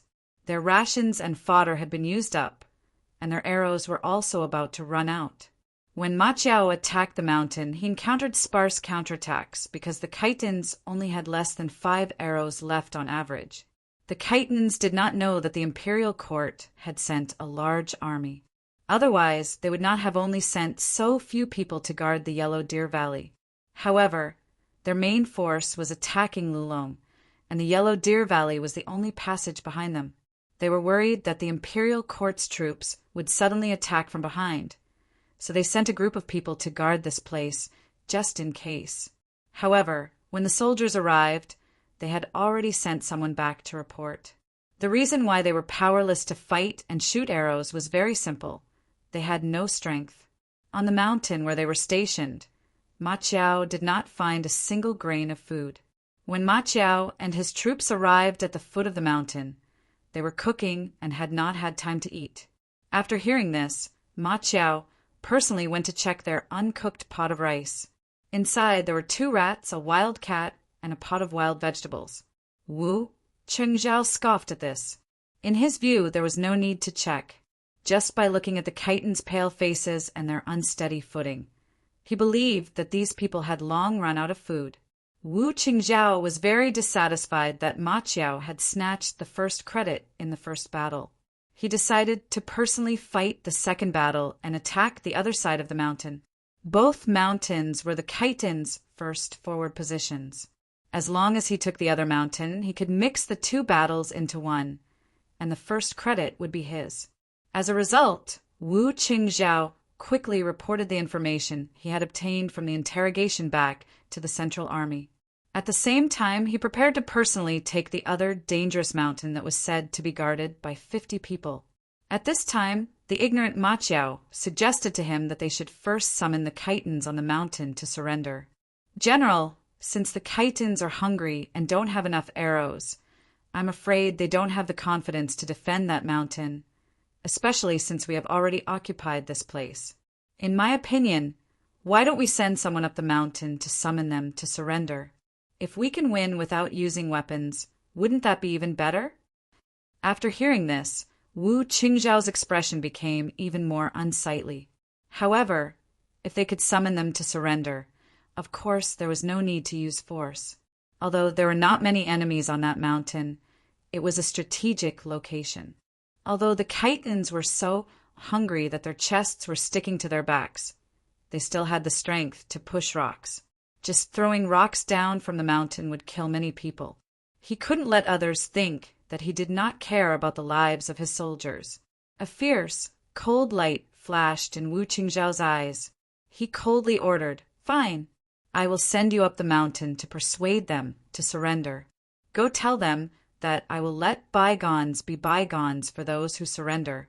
Otherwise, I will attack the mountain and kill them all, not sparing even the chickens and dogs. Don't say that I did not warn you." Ma Qiao did not expect that Wu Qingzhao would actually send him up the mountain to summon the Khitans to surrender. He was the one who came up with the idea. Now that the general had given the order, Ma Qiao could only brace himself and pull a very old Khitan over to explain to him the imperial court's good intentions in recruiting them. When the Khitan heard this, he repeatedly nodded his head and agreed to go up the mountain with him to summon the Khitans to surrender. Ma Qiao then waved a white flag and climbed up the steep mountain path with the Khitan man toward the opposite mountain. Wu Qingzhao stood on the mountain with his hand on his long saber. Watching Ma Qiao's back gradually disappear on the opposite mountain, he coldly thought, "The Khitans are just a bunch of uncivilized barbarians. Why would they abide by the rule of not killing envoys when two armies fight? If they are willing to surrender, then so be it. If they don't, based on my order to massacre the mountain, I can chop off your dog head first." Wu Qingzhao thought to himself. An evil, cold smile curled up the corners of his lips. When he raised his head again, he saw a white flag waving at him from the opposite mountain. Chapter 716. Chao Renshi. Zhang Xuanyu and Ma Renji were urging the main army to speed up their journey when suddenly Wu Qingzhao's battle report arrived from the front. As soon as Chao Renshi saw the report, he could not help but be startled. "I have underestimated this Wu Qingzhao. I did not expect him to capture the mouth of the Yellow Deer Valley with only one troop." Zhang Xuanyu took the report and read it carefully. "Good," he said excitedly. "We should quickly advance and directly attack Li Jinzhong's path of retreat, catching him unprepared. If we can coordinate with the Lulong garrison, we won't have to wait for the troops from Danzhou, Guishan Prefecture, and the other provinces to arrive, and we can completely wipe out the rebel army." Ma Renji stood next to him and also read the report. "Could it be a trap?" he asked doubtfully. "That is a gorge. Your servant does not understand the art of war, but I do know that this kind of place is the easiest place to set up an ambush." Chao Renshi shook his head and said, "Ma Shaoqing, you think too highly of the Khitans. How can they understand the art of war? You see, according to the Khitans' confession, they have failed to attack Pingzhou and are now attacking Lulong. This is the same as the intelligence we received earlier. Moreover, the garrison at the mouth of the Yellow Deer Valley only has 5 arrows per person. Each one of them looks malnourished. They have been out of food for many days. This is also confirmed by the vanguard. Also, Zhang Xuanyu said, "I have studied the terrain of the Yellow Deer Valley. That gorge is shaped like a gourd. It is only suitable to defend the mouth of the valley. The middle section is quite wide. It is not suitable for an ambush. But the length of the gorge is more than 20 li. With such a long battle line, the Khitans only have less than 70,000 men. If they want to ambush the main army, first of all, they do not have enough men. Second, with so many people lying in ambush on both sides, they will definitely be discovered. But if they are too scattered, they will not be able to be used as an ambush."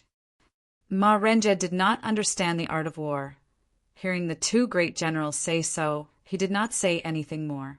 Chao Renjie immediately gave the order for the three armies to rush to the Yellow Deer Valley at full speed. Chao Renshi led the army to the Yellow Deer Valley and personally interrogated the surrendered soldiers.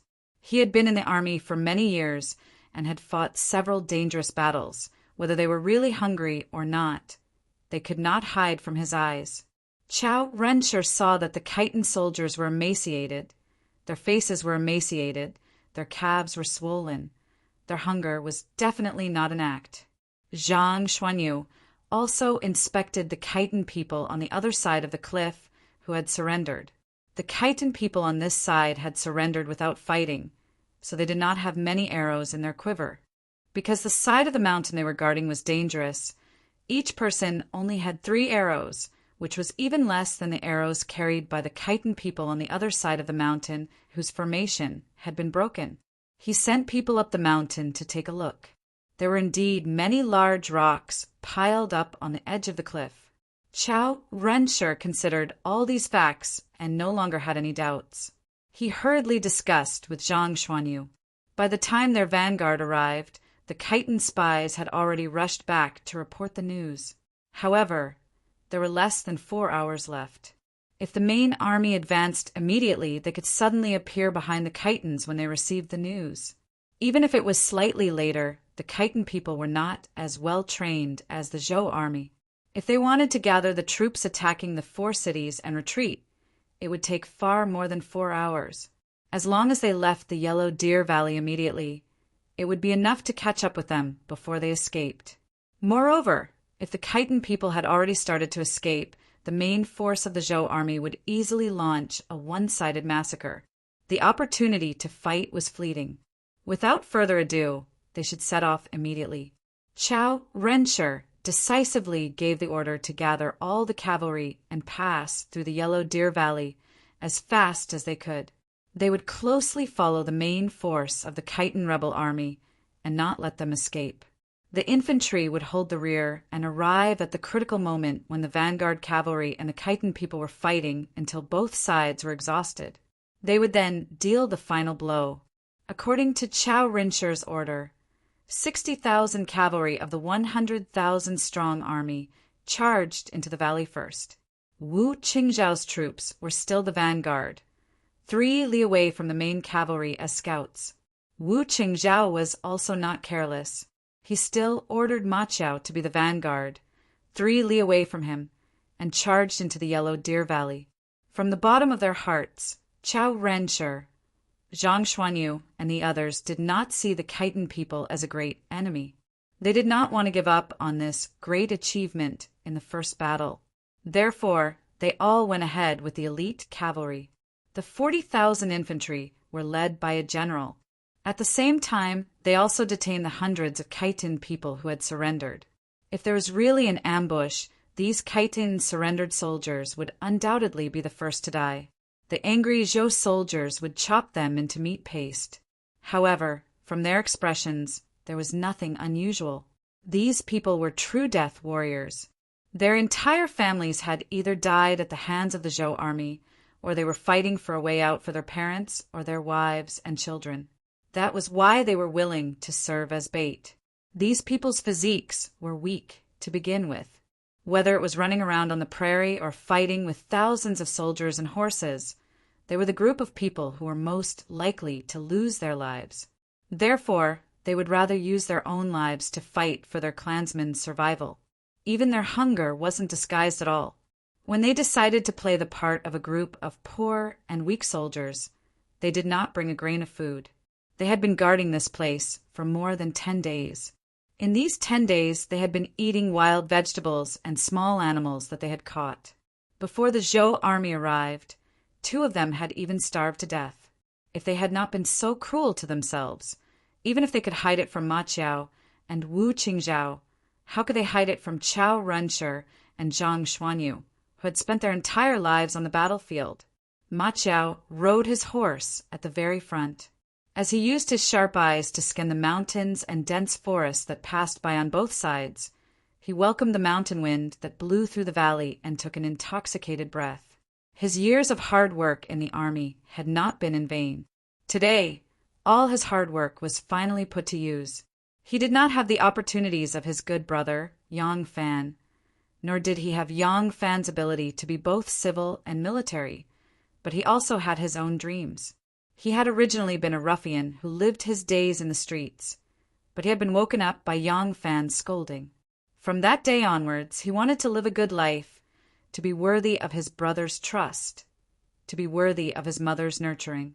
Later on, he married a wife, and now he had his own precious son.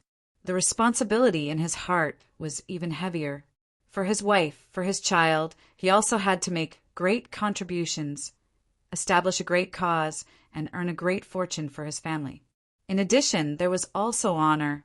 Every time he returned to the square in his military uniform, every time he was promoted to an officer, those childhood friends would surround him and look at him with envy, flattery, and even awe. He would feel a sincere sense of pride.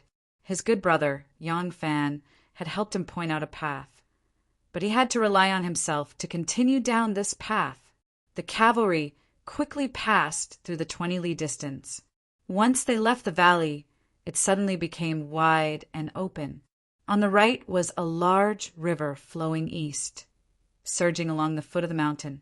On the right was an undulating hill with clumps of shrubs. In front of him was a flat road. Ma Qiao had already seen the map and knew that if he followed this road straight ahead, he would reach Lulong. His spirits lifted, he forcefully kicked his horse's abdomen and accelerated forward. Wu Qingzhao led his troops and followed far behind Ma Qiao. Only when he rushed out of the valley did he let out a sigh of relief. As soon as he saw Ma Qiao in the distance, holding a large banner of the Zhou army in his hand, flapping in the wind as he galloped away, Wu Qingzhao's heart was filled with anger. He wanted to call out to Ma Qiao and charge ahead himself. But on second thought, although this place was still far from Lulong, there was no guarantee that the Khitanans would not set up sentries along the way. As soon as he thought that he might have to engage in close combat, Wu Qingzhao dispelled the idea of personally going to the front line. He continued to bitterly follow behind Ma Qiao, eating dirt. He forcefully whipped his horse's buttocks, venting all his anger on the warhorse. The warhorse galloped forward. He had just leaped more than 10 zhang when suddenly a desolate bugle call was heard from the hilly area on the left. Wu Qingzhao looked over in astonishment. He saw large banners suddenly emerge from behind the hills. On the banners, vivid and lifelike gray wolves were waving in the wind, followed by a wave of wolf-like howls. The densely packed Khitan cavalry brandished their sabers and spears, letting out strange and terrifying howls as they pounced on them. Before the troops and horses arrived, the strange howls converged into a gust of wind that assaulted their faces. There's an ambush. Wu Qingzhao reined in his horse's reins, his legs trembling. Just as he was wondering if he should escape back to the valley to find his mother, or chase after Ma Qiao and escape, a dark rain of arrows came crashing down. In an instant, Wu Qingzhao was shot into a hedgehog, and he no longer had to worry about his difficult choice. The main force of the Zhou army formed a small square formation and galloped out of the valley. The horses galloped lightly, neither too fast nor too slow. They were not scouts and did not need to be too fast. This way, they could leave the valley at a relatively fast speed. At the same time, they could allow the horses to maintain their strength so that they could quickly join the battle. However, the lightly galloping war horses quickly came to a halt. To their horror, They discovered that the mountain pass in front of them was already filled with endless Khitan cavalry. The reason why the Khitans had used their fastest speed to greet them with bows and arrows to avoid coming into contact with Wu Qingzhao's troops was that they did not want a single person to escape back to deliver a message. They had 10 to 100 times the strength of Wu Qingzhao's troops and shot tens of thousands of arrows to quickly finish off this small group of Zhou soldiers. Then they entered the valley and set up their formation. The Zhou army looked in shock at the Khitans opposite them. These Khitans had some hesitation and fear on their faces. That was because the powerful impression that the dynasty of the Central Plains gave them psychological pressure. Although they had attacked more than one city, they had never fought so many of the main forces of the Zhou army. But at the same time, there was a hint of fierceness and cruelty in their eyes. It was the hatred that had accumulated from being bullied and humiliated by the Zhou people for a long time. It was also the innate wild bestiality in their blood as nomads of the grasslands. The wind, snow, and sandstorms of the desert grasslands had tempered them into rough and unyielding iron-blooded men. Yaror! When the Khitans hunted, they used their unique shouts to scare away wild beasts. When they gathered together, they formed a soul-stirring sound wave. This sound wave was amplified by the valley by several times. Following the surging sound wave, the Khitans, who were already prepared and armed with bows and arrows, took the lead to attack. The arrows covered the sky and pounced towards the Zhou army, as if they were shooting at a herd of gazelles that had been blocked by them. Then they raised their sabers, spears, swords, and halberds. With an almost crazy speed, they roared, and shouted as they pounced towards the flock of sheep like fierce tigers. There was only prey in their eyes, and they completely ignored death. At the same time, billowing smoke rose from the exit of the valley. When the smoke rose, the long sabers pointed. Chapter 717. To the Zhou army, the Yellow Deer Valley was a nightmare. Amidst the sound of the horn, countless cavalrymen engaged in close combat in the valley. The Zhou army's slowly advancing formation became chaotic because of the halt in front of them and the battle. In this narrow position, the Khitans, who grew up on horseback, clearly had an absolute advantage. Like they were hunting countless gazelles on the grassland, they brandished their swords and cut through the Zhou army's ranks. Their weapons did not stop and only moved forward. The people behind them followed closely behind like a swarm of locusts and continued to kill the Zhou soldiers.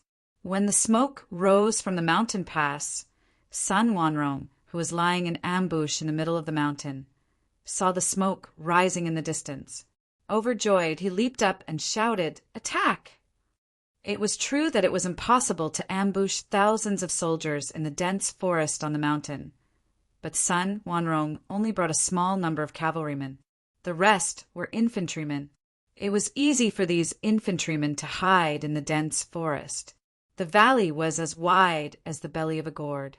It was indeed not suitable to launch a surprise attack on the Zhou army, but these herdsmen who fought against the heavens for food had their own methods. Huge cages tied up with rattan rolled down the mountain, jumped and crashed into the cavalry at the foot of the mountain. The cages were stuffed with withered branches and leaves, and some were even doused with fuel oil. Before they were pushed down the mountain, the Khitans had ignited the cages. If the light and elastic cages were not blocked, they could roll from this side of the mountain to the foot of the opposite side. Thick smoke rose and flames rose. The thick smoke quickly sealed off the entire valley. After thousands of burning and smoking cages were pushed into the valley, the entire valley was filled with thick smoke. It was difficult to see people beyond 5 steps. The war horses were burned by the flames and smoked by the thick smoke. They screamed in panic and trampled on the ground. The Zhou army collapsed without a fight. Immediately, countless Khitans draped in animal skins and holding hunting bows rushed to the front of the forest on both sides. They used their bows and arrows to shoot at the Zhou army who had escaped from the smoke and fire formation, and the Zhou army who occasionally revealed themselves in the thick smoke. At the same time, the 2,800 Khitan cavalry lying in ambush further away, waiting solemnly for orders, also rushed out along a relatively sparse hillside. They charged towards the rear of the Zhou cavalry and intercepted them, trapping them in the valley. Although the valley was wide, 800 cavalry were enough to form 4 blocking positions. The remaining cavalry had already galloped in the opposite direction, leaving the struggling Zhou army far behind and pouncing on the Zhou infantry, who were still advancing rapidly several li away. The fire in the valley was actually not that strong. What was truly fatal was the thick smoke that lingered in the air. Such thick smoke was enough to be fatal. The Chidan people, who knew all kinds of herbs, added many poisonous or pungent herbs to the fireballs. When they burned, the smoke made people cry, their throats swollen, and it was difficult to breathe. The people were already like this, and the horses were even more unbearable. Under such circumstances, people could still try their best to remain calm, but horses could not. Even well-trained war horses were startled. They kicked and stamped, bit, and bumped into each other, causing more horses to explode. Not counting the rain of arrows from the Khitans, just the number of soldiers who were trampled and injured by the startled horses was uncountable. Seeing this situation, Chao Renshir could not help but beat his chest and stamp his feet in regret. Suddenly, an arrow was shot at him. The arrow knocked off his helmet, and a strand of his hair fell down. The bodyguard beside him was shocked and hurriedly used his cavalry shield to cover him. He shouted, "Great General, quickly charge back!" Chao Renshir pulled out his sword and shouted, "We can't retreat. Attack up the mountain. Only by occupying this place will we have a chance of survival. Kill." After saying this, the old general took the lead and rushed up the hill like a madman. He had no choice but to charge. In the thick smoke, he could not see anyone other than the bodyguards beside him. So how could he carry out his command? Although in the army, other than flags, there were also drums that could convey orders, but those could only convey simple orders, such as attacking, retreating, or setting up defenses. They could not convey complex orders. Most importantly, he could not even find the orchestra. Chao Renshir led his bodyguards. His hair was disheveled, and he brandished his sword as he charged forward, as if he was possessed. In fact, it was not that the Zhou army did not think of escaping the smoke formation and charging up the hill. However, the edge of the smoke was precisely where the Khitans' arrows were aimed. If they charged out, they would attract an arrow. If they charged out in a group, they would attract a rain of arrows.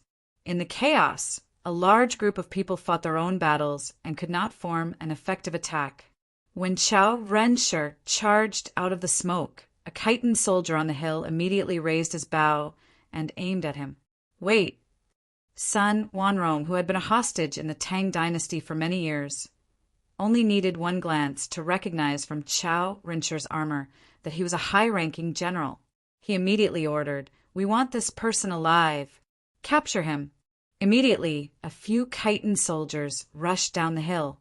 Chao Renshir charged out of the smoke formation.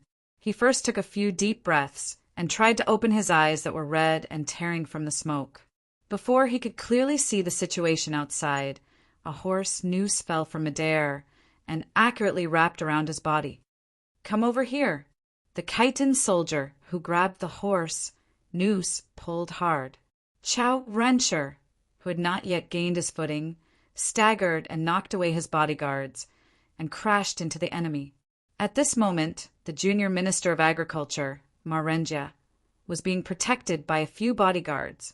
He stumbled and bumped into the crowd of horses, shouting along the way, "General Chao! Great General Chao!" The cage gradually burned out, and the smoke gradually thinned. However, the Zhou army was trampled by frightened horses, and the smoke made it difficult for them to see. How many people could still wield their sabers and fight? The saber in Ma Chao's hand had already been chopped until there was no edge. Now he was using a Khitan-long saber that he had seized. As he charged back, he did not know how many people he had killed. His conqueror's robe was already stained with blood. There was the enemy's blood, his own blood, and the blood of his comrades on his body. The soldiers following him were getting fewer and fewer, but there was still the endless and despairing Khitan cavalry in front of him.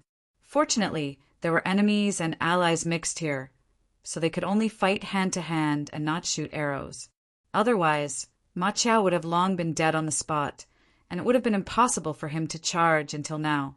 As Ma Chao led his troops forward, he faintly heard the sound of a bugle horn. He turned his head and looked again. The forest was quiet, but there was no sound. Ma Chao thought it was his imagination, but a few soldiers also said they heard it. Just as he was feeling suspicious, the smoke signal used to notify Sun Wanrong to launch an attack surged up at the mouth of the valley. Ma Chao knew that something was wrong at first sight, but when he led his troops back to the mouth of the valley, he was even more dumbfounded. The endless Khitans were like ants rushing back to their nests before a storm. They surged majestically into the valley. When he arrived at the mouth of the valley, the Khitan army was still surging into the valley. They had only casually separated a group of people to form a crushing attack and surround them. "Brigade commander, let's go!"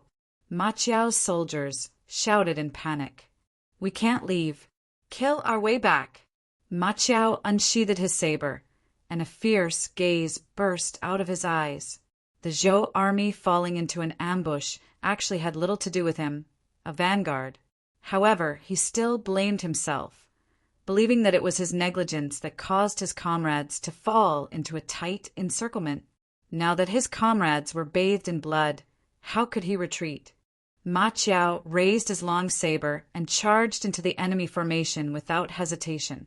Like a fierce tiger choosing its prey to devour, he shouted repeatedly and charged forward ferociously amidst the neighing of his war horse.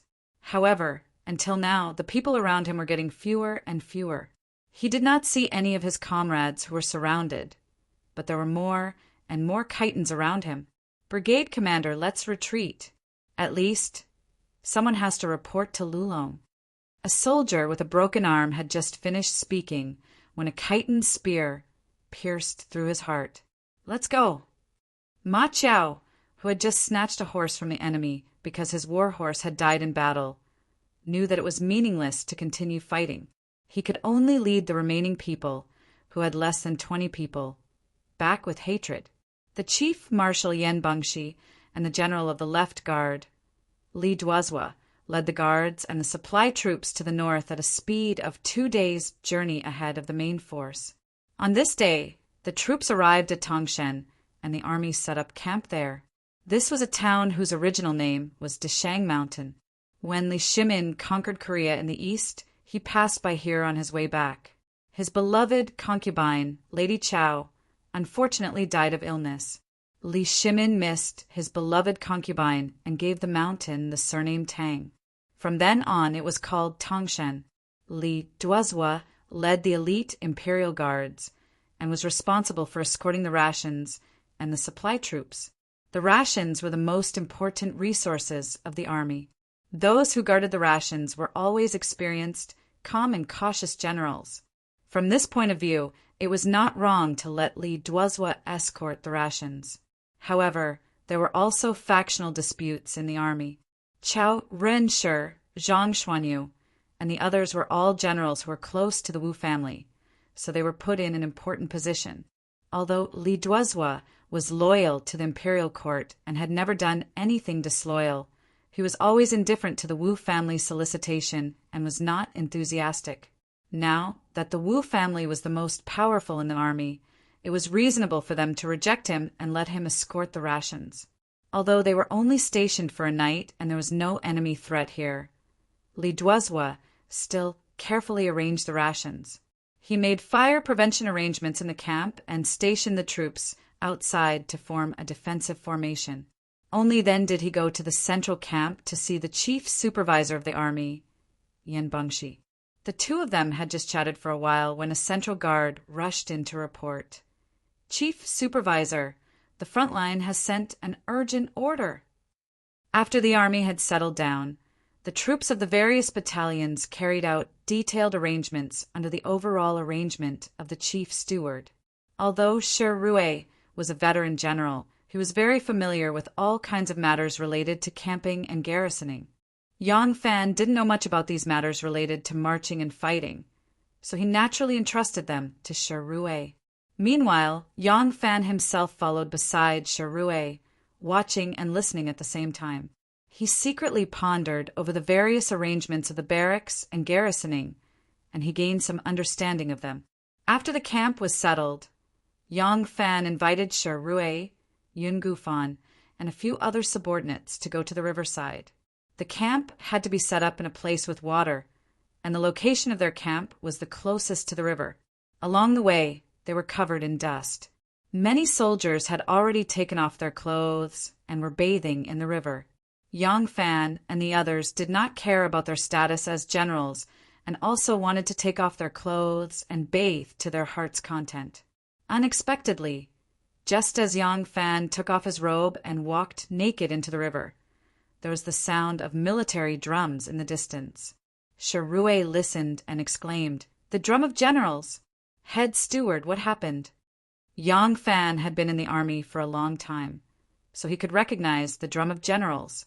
The drum of generals would sound 3 times, and if the drum stopped, it would be executed.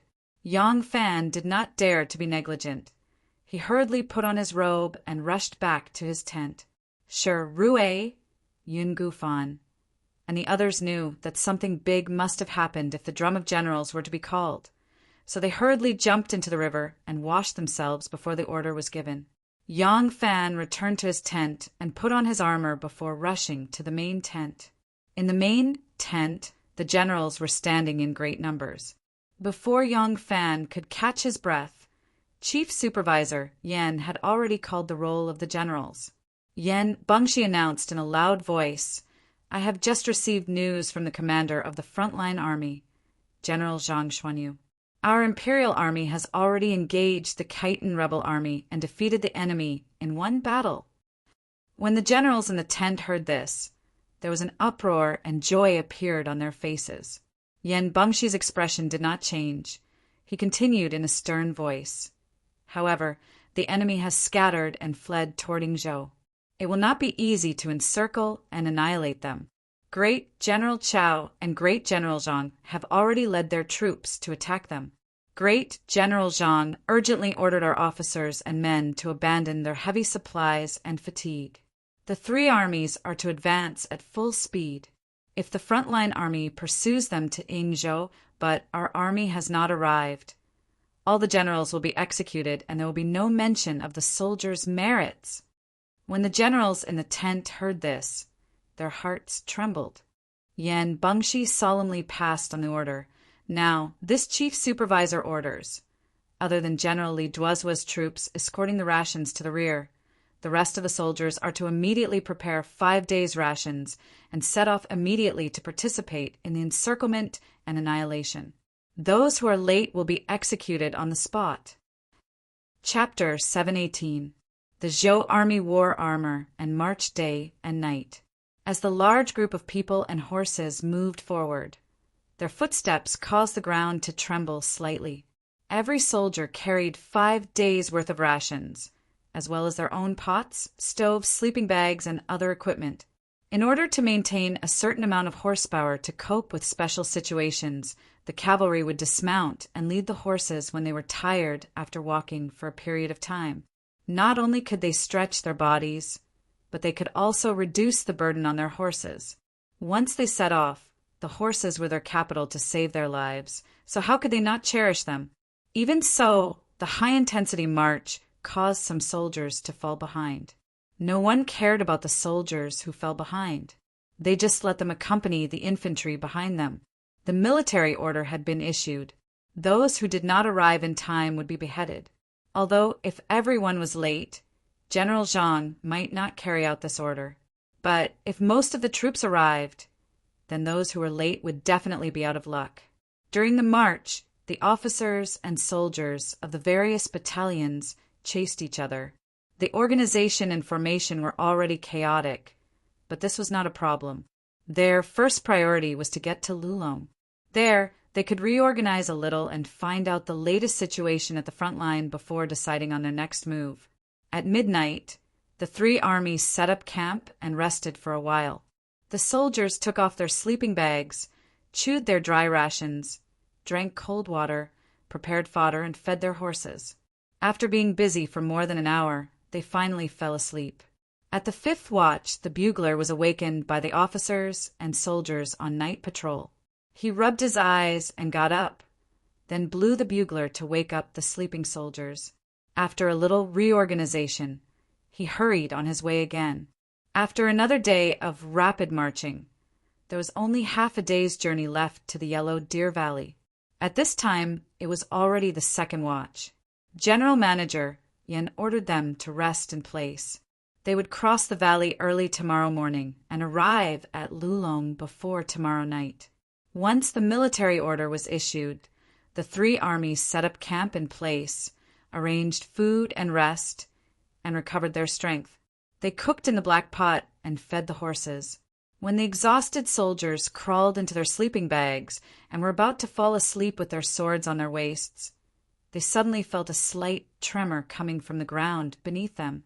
Bad news! Even without the general's orders, the experienced veterans knew that something was wrong, because along with the trembling of the earth, the sound of galloping horses reached their ears. A large number of cavalry suddenly appeared in this place, and from the sound of the galloping horses, it was clear that they were charging. It was definitely not their men. When the soldiers crawled out of their sleeping bags while shouting, they didn't care that their clothes were disheveled or that they didn't have time to put on their armor. They just picked up the saddles and hurriedly put them on the backs of the horses. Before they could tighten the silk sashes, the rumbling of the horses' hooves began to roar in their ears. Thousands upon thousands of men and horses waved their gleaming steel blades as they pounced out from the darkness like ghosts. A flustered new recruit only saw a black shadow sweeping past him with a strong gust of wind. Then he heard the blood-curdling screams of his companions in the distance. While the terrified soldier was rejoicing that he had escaped death, another black shadow swept past him with a strong gust of wind. This time he was not so lucky. The sharp saber cut him in half from shoulder to hip. This was a cruel massacre. The exhausted Zhou army was already an arrow at the end of its flight. Furthermore, they were completely unprepared, and at their most relaxed moment, they were attacked by the enemy cavalry. The enemy's attack was so fast that even the scouts on the periphery did not have time to send back the warning. In such a hurry, it was impossible for the Zhou army to form a defensive formation, let alone launch a powerful counterattack. Although the attacking Khitans looked disorderly and did not have a formation, they had participated in hunting since they were young and had long been trained to be elite knights. They usually formed groups of 3 and attacked at an acute angle. They cooperated with each other and cut off all obstacles to their comrades, maintaining the fastest speed of their charge. There was enough distance between each attacking triangle to ensure that after they charged into the enemy's formation, their comrades behind them did not slow down and launched a second round of attacks at the same speed. The attack unfolded on the entire Zhou army's camp. In every place, the Khitans maintained at least 5 rounds of attacks. These 5 rounds of attacks were enough to kill 1/5 of the Zhou army and cause great chaos. This ensured that when the Khitans passed through the camp turned back for a second round of attacks, the Zhou army would still not be able to form an effective counterattack. The Zhou army fell into absolute chaos. No one could give a unified command and dispatch under such circumstances. They did not have the time to figure out who the Khitans were or where they came from. They could only fight on their own. At this moment, the elite troops fully displayed their abilities. Based on their past combat and training experience, they spontaneously formed a circular formation. The soldiers on the periphery stabbed the enemy knights with their spears and used their sabers to cut off the legs of the enemy's horses in the dark. They used their lives to buy time for their comrades in the middle so that they could mount their horses as soon as possible. In such a situation, They could not even form a dense spear formation. Without the resistance of the cavalry, the entire army was destined to be annihilated. Soon, the neatly dressed cavalry charged out of the inner circle and fought with the enemy cavalry. They worked together with their infantry comrades to approach the other defensive camps that had spontaneously formed. They merged with each other and formed an even larger circle. Under the assault of the Khitan cavalry, they had been divided into camps of various sizes. If they could not meet up as soon as possible, their deaths were only a matter of time. Thanks to his never-ending combat training, after a day and night of rapid marching, Yang Fan was still able to maintain much more physical strength than his companions. However, the group he was on was formed from prefectural soldiers from various places. They did not cooperate well with each other. When he killed a few Khitan cavalry with all his might, seized a war horse and mounted it, he could no longer find a small group of more than 10 people around him with the help of the dim starlight and scattered torches. The Khitan cavalry swept through the Zhou army camp. They did not stop to fight on the spot at all. Instead, they used their advantage of charging to repeatedly trample and charge at the Zhou army camp. Yang Fan could only mix in with the Khitan cavalry that kept charging back and forth and reaping the lives of the Zhou army. As he fought, he tried his best to save his companions. After the Khitans pierced through the Zhou army camp and returned to carry out another round of penetrating assault, they finally slowed down. They began to surround the Zhou army, who had formed a small circular formation, and began to attack. They constantly shot arrows and even threw javelins. The Zhou army, who had finally stabilized their formation, also shot arrows and crossbows outwards and used spears and daggers to block their attacks. Most of the scattered roaming cavalry, like Yang Fan, had already been annihilated by the Khitans. Yang Fan's advantage lay in his superb martial arts. In this kind of darkness and chaos, the enemy was unable to concentrate their superior forces to attack him, so he was still alive and kicking until now. In the midst of the fighting, a group of Zhou soldiers who had formed a formation to protect themselves finally discovered Yang Fan, who was wandering among the Khitan soldiers like a ghost. They immediately shouted at him, "Lieutenant Yang!" Yang Fan was exhausted from all the killing. He hurriedly glanced in that direction in the middle of the battle. With the faint light of a torch that had fallen to the ground, he clearly saw the person who had called out to him. It was his other ride, Sharue. Yang Fan was overjoyed. He immediately circled his horse and charged in that direction to kill. Sherbej had hurriedly gathered a small number of defeated soldiers and used dead horses and spears to form a small barrier. He was doing his best to block the Khitans' attack. The Khitans circled their horses and ran endlessly around their small formation. From time to time, they would shoot an arrow, and from time to time, they would pull out a slender and slightly curved sharp saber and charge at their weak points of defense. More than 20 Zhou soldiers were exhausted from running for their lives inside the defensive circle. Yang Fan raised his curled steel saber and approached the camp step by step. When there was still a distance of 5 or 6 feet between them, a Khitan rider took the lead and entered the Zhou army's defensive circle. He swung his sharp saber left and right and began a massacre. Compared to infantrymen, apart from riding and shooting, the infantrymen would never be able to surpass the infantrymen in terms of maneuverability. The infantrymen would also be able to borrow the momentum of the horse's charge to slash down from a high vantage point. To infantrymen, this kind of tactic of slashing diagonally while riding a horse was an unstoppable and brutal killing method. Seeing this, Yang Fan panicked. However, there were at least 5 or 6 enemy soldiers in front of him. Some of them were wielding heavy and powerful tridents, while others were wielding heavy sabers. They couldn't be dealt with in a short period of time.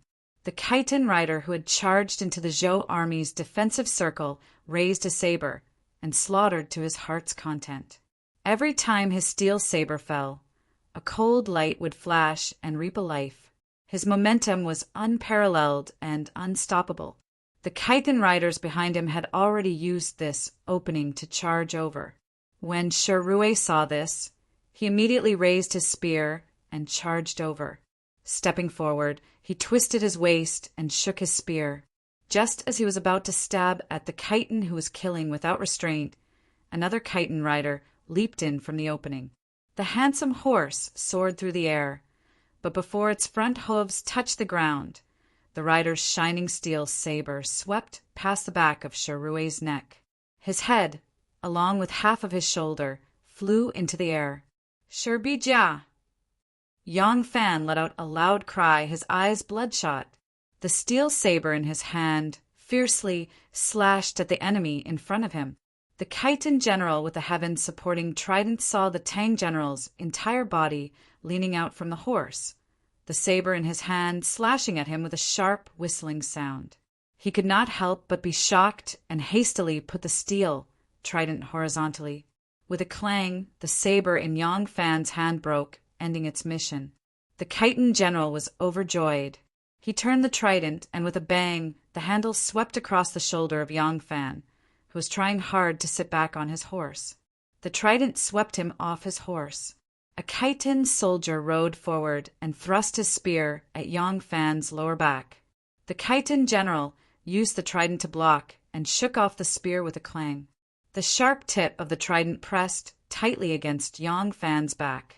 Looking at the picture of a ferocious beast on his back, he sneered and said, "This is a Tang general. Tie him up." There were only 5 Zhou soldiers left in the stronghold, huddled in a corner. All of them were injured. When several chitons leaped over the obstacles and turned around in this small circle, preparing to charge and kill them all, the 5 Zhou soldiers threw away their weapons and obediently raised their hands. However, the chiton people did not put down the sabers in their hands. They were running around everywhere, so how could they take in captives? The chiton people occupied an advantageous terrain in the Yellow Deer Valley. They waited at ease and used many deceptions to lure the enemy in. They also used fireworks to cause the Zhou army to trample on each other, causing countless casualties. As a result, they wiped out the Zhou cavalry with a very small price and immediately launched a one-sided massacre on the Zhou infantry. In the Yellow Deer Valley, the infantry could not resist at all. Annihilating them also did not consume much military strength. Now, other than Li Duozue's troops guarding the rear of the supply hall and the infantry that was left far behind by their rapid march, the main force of the cavalry of the Zhou army did not amount to more than 30,000 people.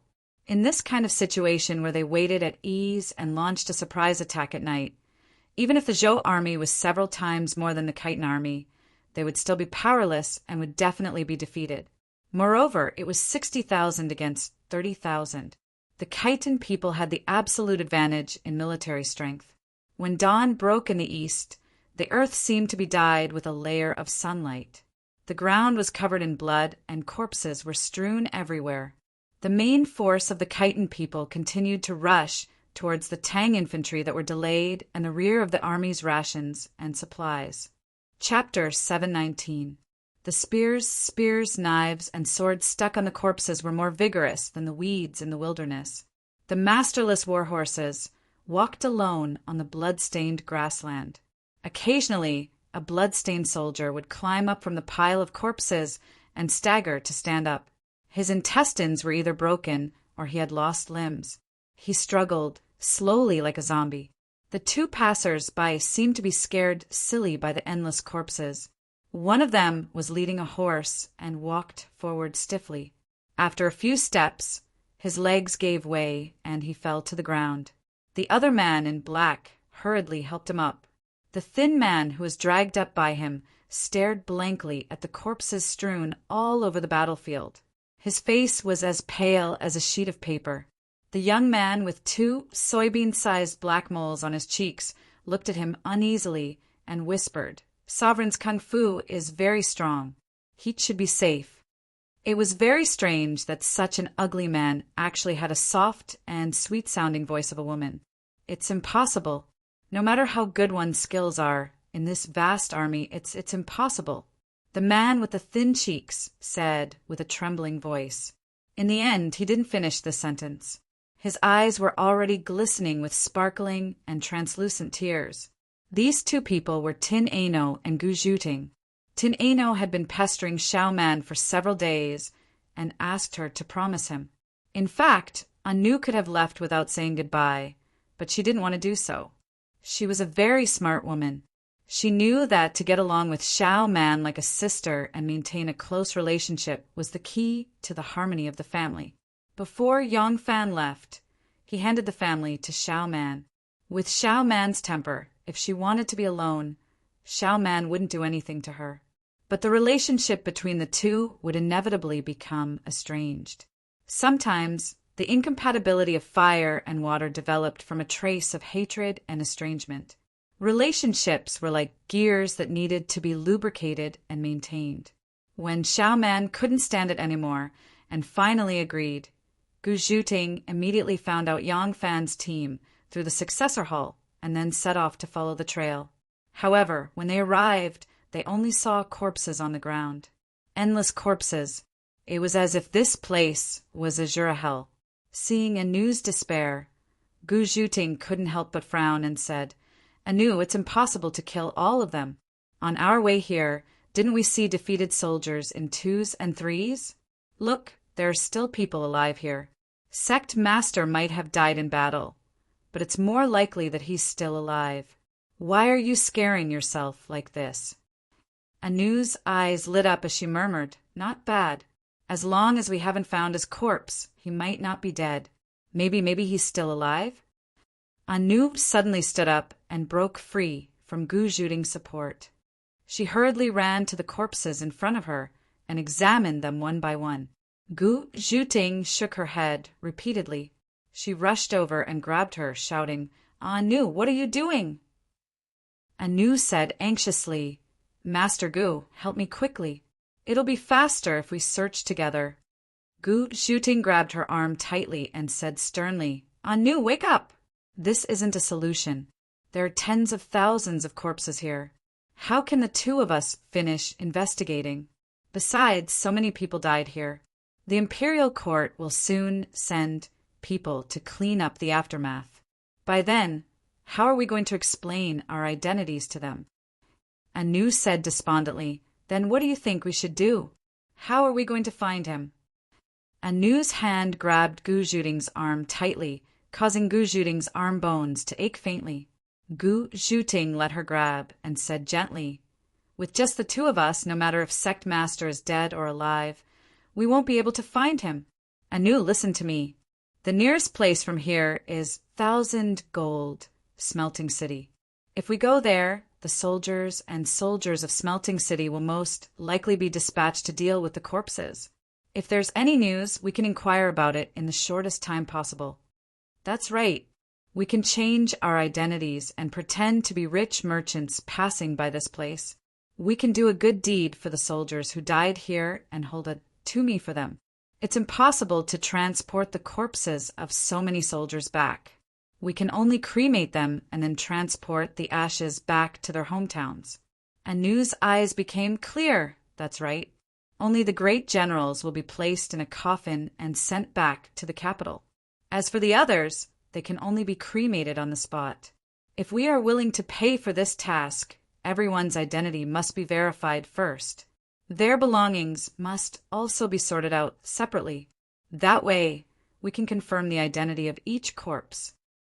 Gu Zhuting said, That's right. For us to do such a good deed, we will need the cooperation of the military and the local authorities. We can also obtain more information from them. If Sect Master isn't among the dead, then Sect Master is still alive. Who knows? We might get news about Sect Master before we finish our good deed. Anu smiled and said impatiently, Let's go. Let's go to 1,000 Gold Smelting City immediately. In a simple tent made of tree trunks and leaves, Li Jinzhong took off his shirt and laid on a pile of soft grass with his bare back. There was a wolf fang arrow stuck in his back. Because it had not been pulled out for a long time, the area around the wound was already bruised and swollen. Khan, bear with it. A burly man who was kneeling on one knee beside him said in a rough tone. Li Jinzhong nodded, and Sun Wanrong passed him a piece of cork. Li Jinzhong bit on it. The burly man pulled out a small knife and quickly cut a cross around the bow and arrow. He pulled it out forcefully.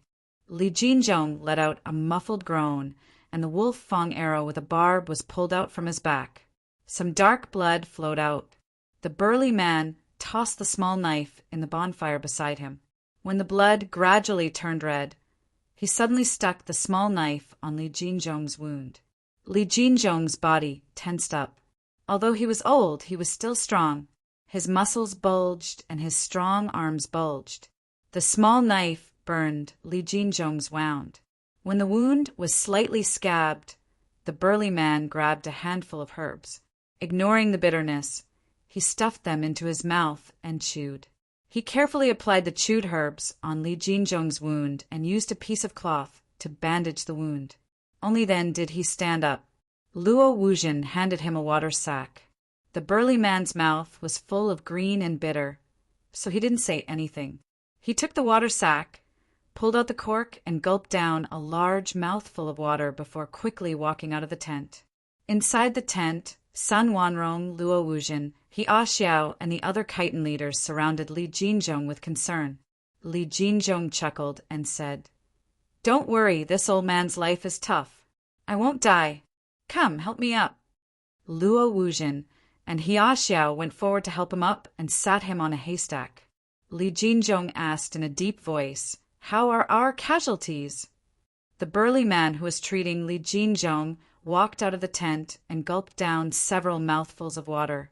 The bitter taste still lingered in his mouth. His tongue was so numb that he couldn't feel it anymore. He looked around and saw a wild pear tree about 200 zhang down the slope. The branches were heavily laden with fruits. He walked down the slope with large strides. Yang Fan leaned against the thick trunk of the pear tree and sat on the ground. His hands were tied behind his back, and his wrists were tied with ox tendons. Ox tendons were the most flexible thing. Even if he struggled until the ox tendons sank into his flesh and cut his wrists, he wouldn't be able to break them. There were also a few people tied up under a few trees nearby. They were all high-ranking military officers. It seemed like the chitins weren't foolhardy people. They also knew that if they captured more high-ranking military officers, they would have the capital to bargain with the imperial court if the situation turned bad. However, Yang Fan took a closer look and didn't recognize any of the high-ranking military officers. Judging from their uniforms, they were only high-ranking military officers like Commander Ingyang and Commandant Gui. They were only 1.5 ranks higher than him. There wasn't a single high-ranking military officer like Head Supervisor Yan Bengshi or Deputy Head Supervisor Zhong Huaichang. At this moment, the burly man who was treating Li Jinzhong walked under the tree and plucked 2 pears from the tree. He wiped them on his clothes and took a bite. The pears had just started to mature. They weren't bitter or sour, but they weren't sweet either. It was hard to tell what kind of taste they had, but after chewing a few times, it was very helpful in getting rid of the bitterness in the mouth. As soon as Yang Fan saw the burly man walk to his side, he stared at him. He felt that this person was somewhat familiar. After carefully identifying him, Yang Fan suddenly realized that this burly man was the chitin military officer who used the 3 heavens supporting trident last night. Even now, Yang Fan still remembered the strength of his arms. The burly man took 2 bites of the pears and realized that he was staring at him. He couldn't help but chuckle and said, "What, you're not convinced? Do you still want to have a duel with me?" Yang Fan smiled faintly and shook his head, saying, "A defeat is a defeat. How can a defeated general dare to speak bravely?" The burly man curled his lips and shook the pears in his hand, saying, all right, don't talk about literature with me. As a soldier, there's no need to be so literary. It's because of people like you that the Tang Dynasty army became so useless. Thinking back to when I was in the army, the might of the Tang Dynasty at that time. Hey!"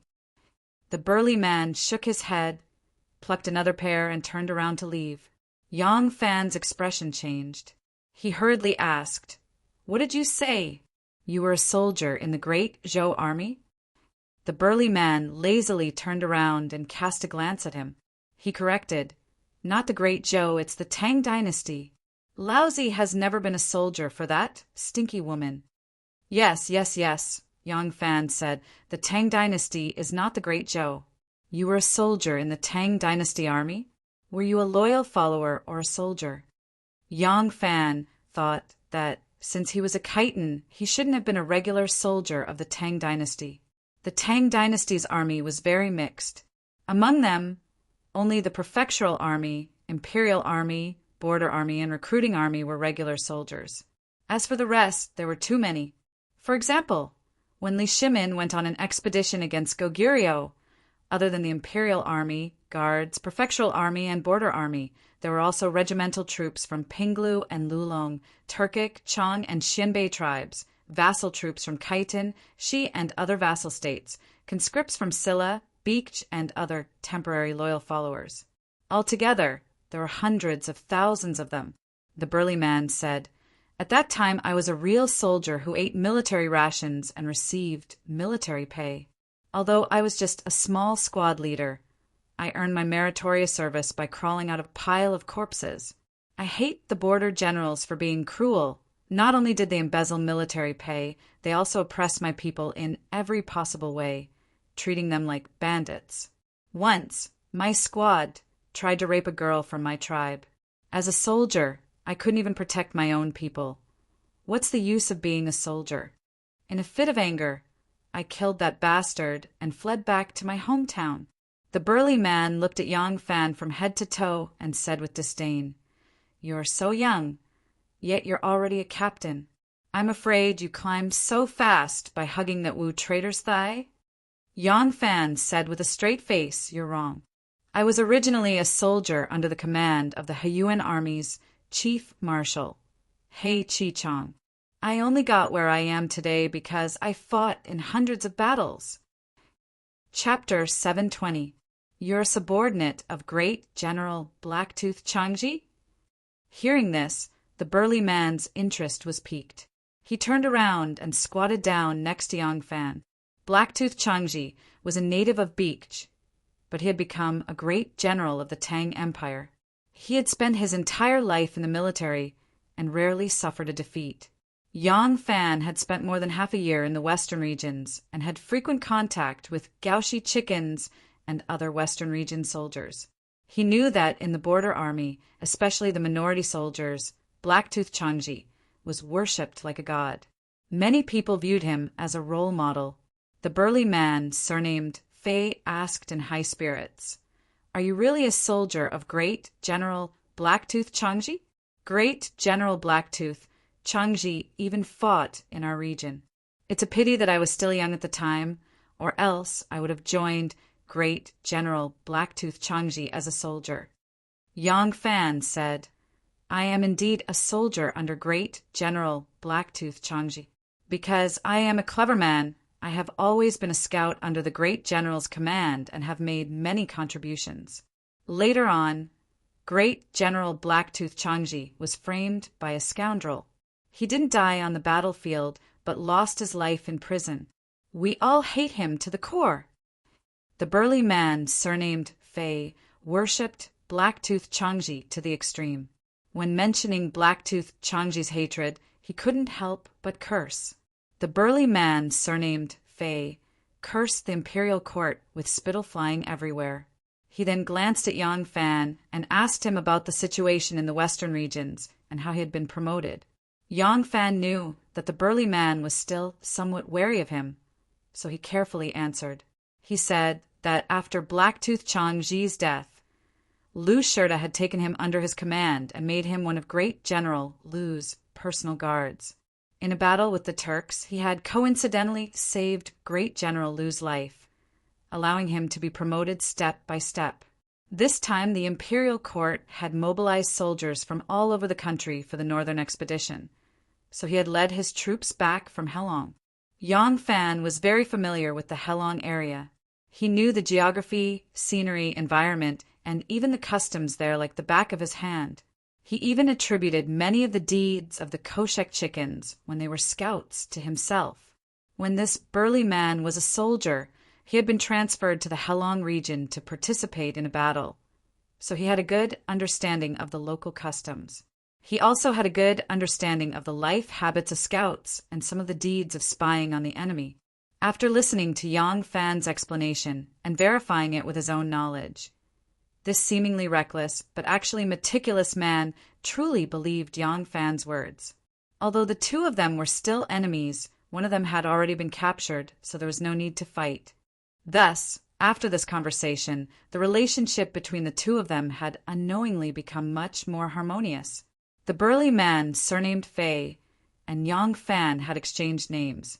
This burly man, surnamed Fei, was called Fei Mo, patting on Yang Fan's shoulder. Fei Mo said with regret, "If you're just a small soldier, I can let you go. Unfortunately, you're a general of the imperial court. I can't make the decision on my own." Yang Fan replied, "I understand. You and I each serve different masters, so this is how it should be. To receive such treatment from you, this Yang is grateful.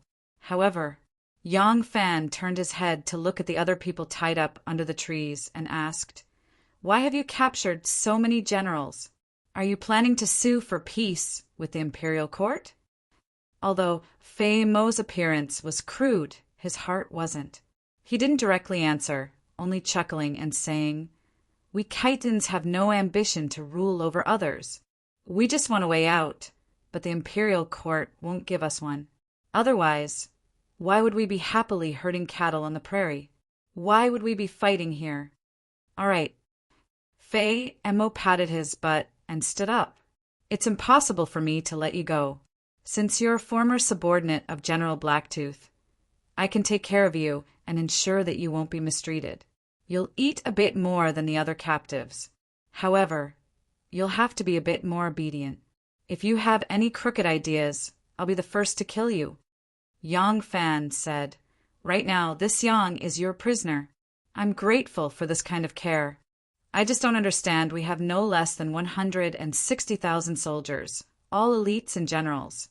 How could we suffer a crushing defeat?" Yang Fan's question scratched Fei Mo's itch. Fei Mo squatted down again and said with a self-satisfied smile, "In the eyes of you Tang people, we Khitans are weak herdsmen who only know how to herd horses and sheep.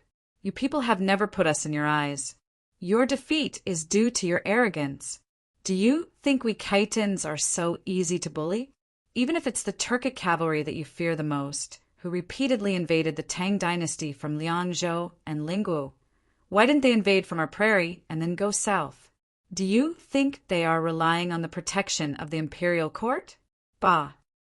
Fei Mo spat heavily and said, "That's because we Khitans are not easy to deal with. We are good at fighting and are the heroes of the prairie. For a long time, we have been oppressed by the imperial court and your border generals. We have swallowed our anger and refused to resist because, compared to the Tang dynasty, our people are too weak. But we have endured step by step. What did we get in exchange? In exchange, you people want a foot after giving us an inch." When Fei Mo spoke of the resentment, his eyes were about to spit fire.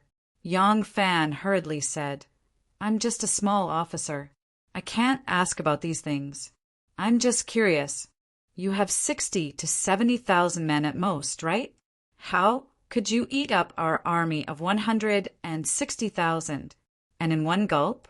Fei Mo sneered, "That's because you are too arrogant." He told her how he had set up a bait at the entrance of the Yellow Deer Valley to lure the main force of the Zhou army to rush in. Then he used the terrain of the valley to cut off the connection between the main force of the cavalry and the infantry. He used the geographical advantage and a large number of fireworks to cause the main force of the Zhou army to collapse without fighting. The frightened horses trampled each other, causing countless deaths and injuries. As a result, they had wiped out the cavalry with a very small price. Complacently, he continued, "The cavalry has been completely annihilated. Your infantry is out of luck. Other than a small number of soldiers who escaped up the mountain, the rest are still living in the jungle as savages. From the Yellow Deer Valley all the way to the place where we set up the ambush yesterday, It is a flat plain, most suitable for cavalry to gallop.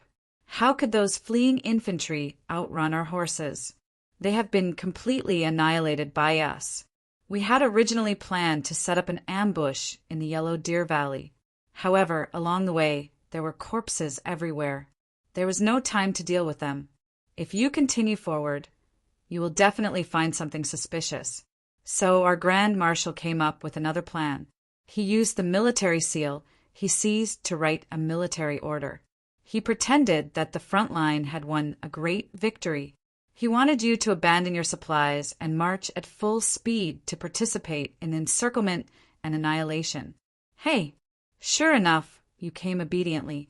After traveling day and night, you ran until your men and horses were exhausted. There was no way you could fight. Moreover, the cavalry and infantry were dragging their feet and completely separated from each other. It was difficult for them to coordinate with each other. From the way you marched, it is obvious that you did not take us seriously at all. If you did not lose, who would? Yang Fan thought of the Grand Steward Yen, who was dressed like a golden-armored deity. He could not help but laugh bitterly. After a moment of silence, he asked, "You have the military seal and can forge the military order. However, the Grand General's signature on it, is it also forged?" Fei Emo smiled and said, "This signature is genuine. It was personally written by your right Jin Wu Wei General, Zhang Xuanyu." Yang Fan secretly clenched his teeth. Fei Emo became even more complacent when she saw that he was angry. She said, "Your troops were trapped in the valley like a herd of cattle and sheep waiting to be slaughtered. Tens of thousands of troops were stuck in the valley, and before we could even make a move, they trampled over each other in panic. The number of casualties was innumerable. We easily annihilated the most difficult part of your main force and captured your commander alive. That left Jin Wu Wei General, Chao Rensher, refused to sign his name on the forged military order. Our Khan chopped off his dog head. As a result, your right Jin Wu Wei General, Zhang Xuanyu, was so scared that his face turned ashen. He hurriedly signed his name. From the beginning to the end, he did not even dare to let out a fart. The corner of Yang Fan's eyes twitched. He said with hatred, "Underestimating the enemy and advancing rashly caused the deaths of 100,000 soldiers in the front line. It is already a sin that cannot be redeemed even with 100 deaths. Furthermore, you are afraid of death and sent 60,000 soldiers in the rear into the tiger's mouth. Zhang Xuanyu, what a Zhang Xuanyu." Fei Emo smiled and said, "You don't have to blame him so much. After your army of 100,000 was annihilated, the remaining 60,000 soldiers were destined to die. Without that forged military order, you all would have died all the same. That military order isn't of much use to you, it's only useful to us. With this military order, we were able to easily destroy your rear line. Including the dead and injured, there were less than 10,000 soldiers, and this includes the casualties from attacking your supply." Yang Fan was shocked and involuntarily cried out, "You also attacked our supply camp?" Fei Emo said, "Since we killed the snake, we naturally had to follow up with another attack. The infantry behind you were even worse off. When we attacked overnight, most of them were sleeping like dead pigs. It was not easy to wake some of them up, but their legs were weak and they had no strength to raise their hands. They couldn't even kill a chicken. We dealt with them as if we were chopping melons and vegetables. After that, we rushed straight to your supply camp. We thought that the supply camp would be the easiest to deal with, but we did not know who was the one escorting the rations. He dug pits for horses, set up spears for horses, and even brought many thorns to block the way. He even built a wooden wall outside the camp, and the sentries were 10 li away. Damn it, in Tang territory, we only stayed for one night and had to leave early in the morning. Was there a need to go through so much trouble? In the end, the ambush did not succeed. It was only when the sky was bright that we cleared the perimeter and approached the camp. Seeing that they could not hold on any longer, The general took the initiative to give up the rations and gathered the remaining soldiers to escape to Horse City. Damn it, as the vanguard, I originally wanted to annihilate them all. But the general who was transporting the rations set the camp on fire before he left. If we had chased after him, the rations would have been burnt to a crisp. Left with no choice, I could only turn back to save the rations. Yang Fan blurted out, "The rations were burnt to a crisp?" Fei Emo laughed, "In your dreams. Although half of the rations were burnt, the amount we saved is enough for us to eat for a month." Yang Fan was greatly disappointed. After a moment of silence, he said, "The general in charge of transporting the rations is called Li Duozhua. If he had been the commander-in-chief, I'm afraid we might not have been completely wiped out. Sai, since General Li returned to Horse City, what about the general in charge? Even Chief Steward Yen was captured alive by you?" Fei Amo said, "We did not see that Chief Steward Yen, but your deputy chief steward Zhong Huaichang was trapped by us. We wanted to capture him alive, but he ended up killing himself." Hearing this, Yang Fan could not help but fall silent. At this time, someone shouted from the hillside, "Fei Amo, prepare to reorganize the army. We are moving into the mountains." Fei Amo hastily agreed, and hurriedly said to Yang Fan, "If you know your place, you won't have to suffer much. Otherwise, I won't be able to protect you." She then hurriedly ran up the hill. Yang Fan tried to break free from the ropes, but gave up in the end, thinking, "We are already in the mountains, and we still have to move into the mountains. That's right, no wonder I haven't seen any women or children. Their base shouldn't be here. If we reach their base, the security will be lax. With Fei Mo's friendship, we might have a chance to escape." Chapter 721. The 160,000 strong army of the Wu Zhou dynasty was completely annihilated. Other than Li Duozhua, who was escorting the rations, the rest of the generals were all captured. The left Eagle Guard's General Chao Renshur was beheaded. The right Golden Guard's General Zhang Xuanyu and the new Minister of Agriculture Ma Ren were captured. The chief of the army, Yan Bengshi, died in the chaos, and the deputy chief of the army, Zhong Huai, Chu, committed suicide. When the news reached the capital, the entire court was in an uproar. How long had it been since the imperial court suffered such a defeat?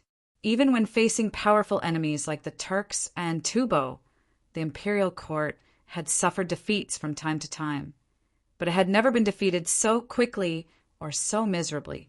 An army of 160,000 was instantly annihilated, and almost all of the generals were captured in one fell swoop. This was something unimaginable in the past. Wu Zetian felt as if she had been hit in the head with a stick. The Wu Zhou dynasty's greatest and only achievement was the recovery of the 4 towns of Anqi. Before this, there was nothing to write home about. She did not expect to suffer such a heavy defeat in the blink of an eye, especially at the hands of the Khitans who were never taken seriously by the imperial court. The imperial court was in a state of panic. The initial disdain and confidence towards the Khitans turned into extreme fear in the blink of an eye. 160,000 people meant 160,000 families. As the news spread, the entire Tang Empire was in a miserable state. Countless parents, wives, and children wore mourning clothes and were in so much pain that they wished they were dead. Wu Zetian originally planned to let Wu Sanxi be the ambassador of Yuguan Road and lead the army to Xinzhou as the second army to suppress the rebels. In fact, her main goal was to let this nephew of hers be gilded. Although the military system was controlled by the Wu clan, the Wu clan had never made any contributions in the war. In the army, a group of generals who did not make any contributions would never have a solid foundation. Wu Qingxi's health was poor, and he was often bedridden in recent years. Otherwise, Wu Zetian might have sent this nephew to the front lines as well, allowing these 2 nephews of the Wu clan to establish their own military might. But now Wu Zhou's 160,000 strong army was annihilated in a single battle. The entire court was shaken, and Wu Zetian did not dare to act rashly. Both of her nephews were born scholars. When they were young, she changed their surnames to Wei and exiled them to the border. Every day, they had to work hard for food. Later on, when she wanted to ascend the throne, she found that outsiders were unreliable and she had to rely on the Wu family. She pardoned her nephews and brought them back to the capital. She entrusted them with important tasks. However, these two nephews had never commanded an army of dozens of people before, but almost all the famous generals left behind in the Tang dynasty were killed by her. Moreover, the more the Wu clan's generals were defeated, the more she needed the Wu clan's generals to fight a great victory to consolidate the Wu clan's position in the army. Therefore, Wu Zetian decided to send Wu Yi as the second general to suppress the rebels. Wu Yi had always been in charge of the Yulin Guard for her. He had been in the army for the longest time and was the most familiar with the army among the second generation of the Wu clan. Wu Zetian immediately issued an edict. She appointed Wu Yi as the right general of the Wu clan. He was to recruit soldiers and horses to lead the attack on the Khitans. At the same time, she appointed Qin Xiong and Xiao Zhizhi as his advisors. Unable to gather so many soldiers and horses in a short time, Wu Zetian ordered all the imprisoned prisoners to be escorted to the capital so that they could atone for their crimes. At the same time, she recruited soldiers and formed a new expeditionary army. She also ordered all the provinces to the east of Taihang Mountains to build up a cavalry regiment to be ready for support. The furious Wu Zetian did not discuss with the prime minister this time. She used her arbitrary power to quickly make a decision. She angrily returned to the inner court. Suddenly, she remembered Li Zhaoda, who had helped Sun Wanrong obtain a third-rank official position. She immediately vented her anger on him. She ordered him to be immediately escorted to the execution ground to be executed. Zhang Changzong and Zhang Yizhi heard this and immediately mentioned Lai Junqin. In a rage, Wu Zetian ordered Lai Junqin to be beheaded as well. Li Zhaoda was imprisoned because of Lai Junqin's impeachment. Today he was going to be executed on the same day as Lai Junqin. Needless to say, this major event to a certain extent diverted the court's investigation of the defeat. It must be known that Chao Runshi, Zhang Xuanyu, Ma Xiaojie, Yan Bengshi, Zhong Huaichu, and the other generals were all under the Wu clan. Only Li Duozhua, who was responsible for escorting the provisions, could be considered as a neutral party. On the day of the execution, the streets of Luoyang turned out. The execution site was packed with people. The execution site was located in the North City. All the shops in the North City did not open for business that day. Even the businessmen went to watch the execution. The number one ruthless official of the Wu Zhou dynasty, who was also the undying cockroach, Lai Junqin, was finally going to be executed. On the same day, the one who was going to be executed was the Prime Minister, Li Zhaoda, who had dominated the court for the past few years. This was no small matter. Li Zhaoda and Lai Junqin had wooden balls stuffed in their mouths. Dressed in the clothes of condemned prisoners, they were escorted to the execution ground. This system of wooden balls began in the 4th year of the emperor's reign. That year, Wu Zetian executed the crown prince's emissary, Hao Xiangxian. Hao Xiangxian cursed loudly and vehemently on the execution ground, listing all of Wu Zetian's crimes. He even mentioned the scandal of her adultery with Xue Huai. Wu Zetian was very embarrassed. From then on, whenever the court executed a criminal, wooden balls would be stuffed in his mouth so that he could not say a word on the execution ground. Li Zhaoda and Lai Junqin had wooden balls stuffed in their mouths. Their cheeks were squeezed to the point that their cheeks were somewhat deformed. They were pulled by the prison cart and slowly approached the execution ground. Although Li Zhaoda was a bit too domineering and was hated by hundreds of officials, he still had an excellent reputation among the people. When the people saw Prime Minister Li's disheveled hair and dirty face, they couldn't help but sigh sadly. However, in a normal dynasty, the people of the capital would probably never see the scene of a prime minister being executed in their lifetime. But in the Wu and Zhou dynasty, the people of Luoyang, not to mention the imperial princes, had seen the prime minister executed several times. Although they sighed for him, they weren't too shocked. Next was Lai Junqin. When Lai Junqin was escorted to the execution ground, a strange scene appeared. The people were crowded there. Countless heads were moving.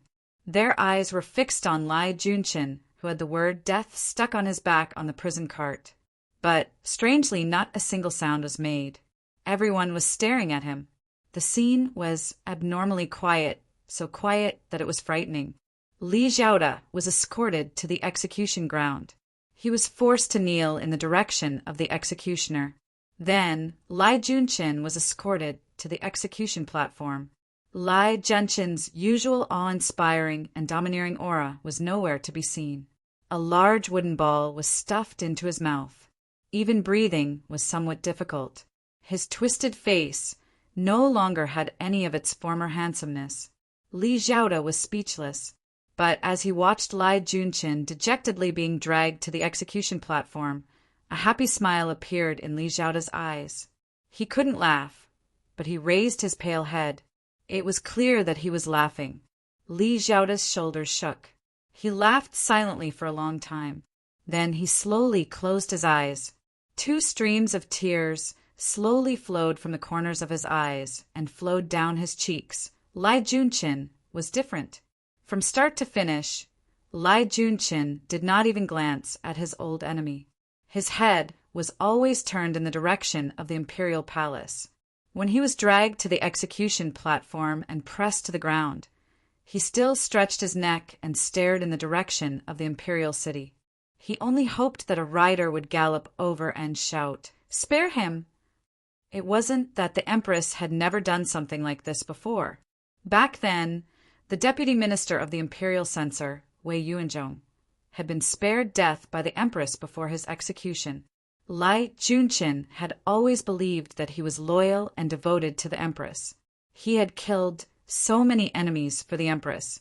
The Empress was able to ascend the throne and sit firmly on it. He had played a great role in it. The Empress would never kill him. He hoped and hoped. When the executioner dryly read the imperial edict, he didn't hear a word. When the executioner pulled off the plaque with the word death on his shoulder, he didn't notice at all. He was like a puppy abandoned by its owner. He stared in the direction of his home, hoping that its owner would change his mind. A noose was placed around Li Xiaoda's neck. The Empress was gracious and granted him a complete corpse. The noose was suddenly pulled up. Li Xiaoda's body flew into the air. Because he was suffocating, his body began to violently and strangely twist. But what was surprising was that at this time, not a single person looked at the Prime Minister's death. Countless gazes were fixed on Lai Junqin. Many people's palms were wet with sweat. The corners of their eyes twitched nervously, and their hearts beat like drums. They seemed to be worried about something, and also seemed nervous about something. It was a strange kind of fear. Lai Junqin suddenly came to his senses. His gaze, which had not moved for a moment, moved from the direction of the imperial palace to the execution platform. On the execution platform, Qin Dong, the disciplinary officer of the Ministry of Justice, expressionlessly pulled out a blood-colored punishment stick from the container and fiercely threw it in front of the platform. He shouted coldly, "Execute!" Lai Junqin suddenly understood. The imperial edict of pardon would never come. The Empress had truly abandoned him. He suddenly bounced up from the ground. It was very difficult to stand up from kneeling so straight, but Lai Junqin actually jumped up in an instant. He couldn't make a sound. His eyes were abnormally wide, as if the corners of his eyes had cracked. He stared fixedly in the direction of the imperial palace. He looked at the corner of the eaves and the Dubhe Tower that towered into the clouds. His mind felt dizzy.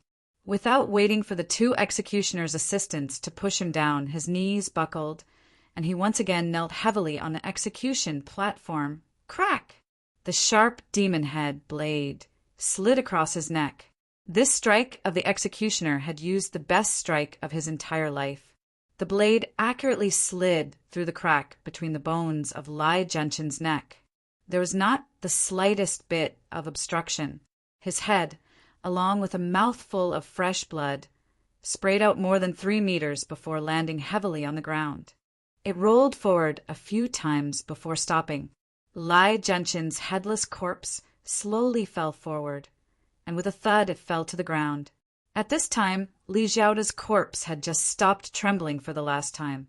The execution platform continued to maintain a frightening silence. This was something that had never happened before. When the executioner looked towards the crowd with some surprise, the crowd suddenly erupted into a tsunami of shouts. Countless people charged towards the platform, and the silk slaves responsible for holding the ropes to block the spectating commoners were like scarecrows. In the blink of an eye, they were drowned by the boiling crowd. Countless people surged onto the execution platform, fighting to tear apart Lai Junchen's corpse.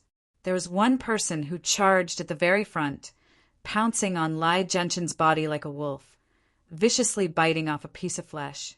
Before he could swallow it, he was dragged to one side by the frenzied commoners, and then even more people filled up the gap he had left behind like ants. This person bit down on a mouthful of flesh and laughed wildly at the sky. His name was Duan Jian. Chapter 722. When Lai Junchan abandoned the market, his corpse should have been exposed to the sun for 3 days. However, many people rushed onto the stage and pushed aside the officials to eat his flesh. In a flash, Lai Junchen's flesh and bones were separated.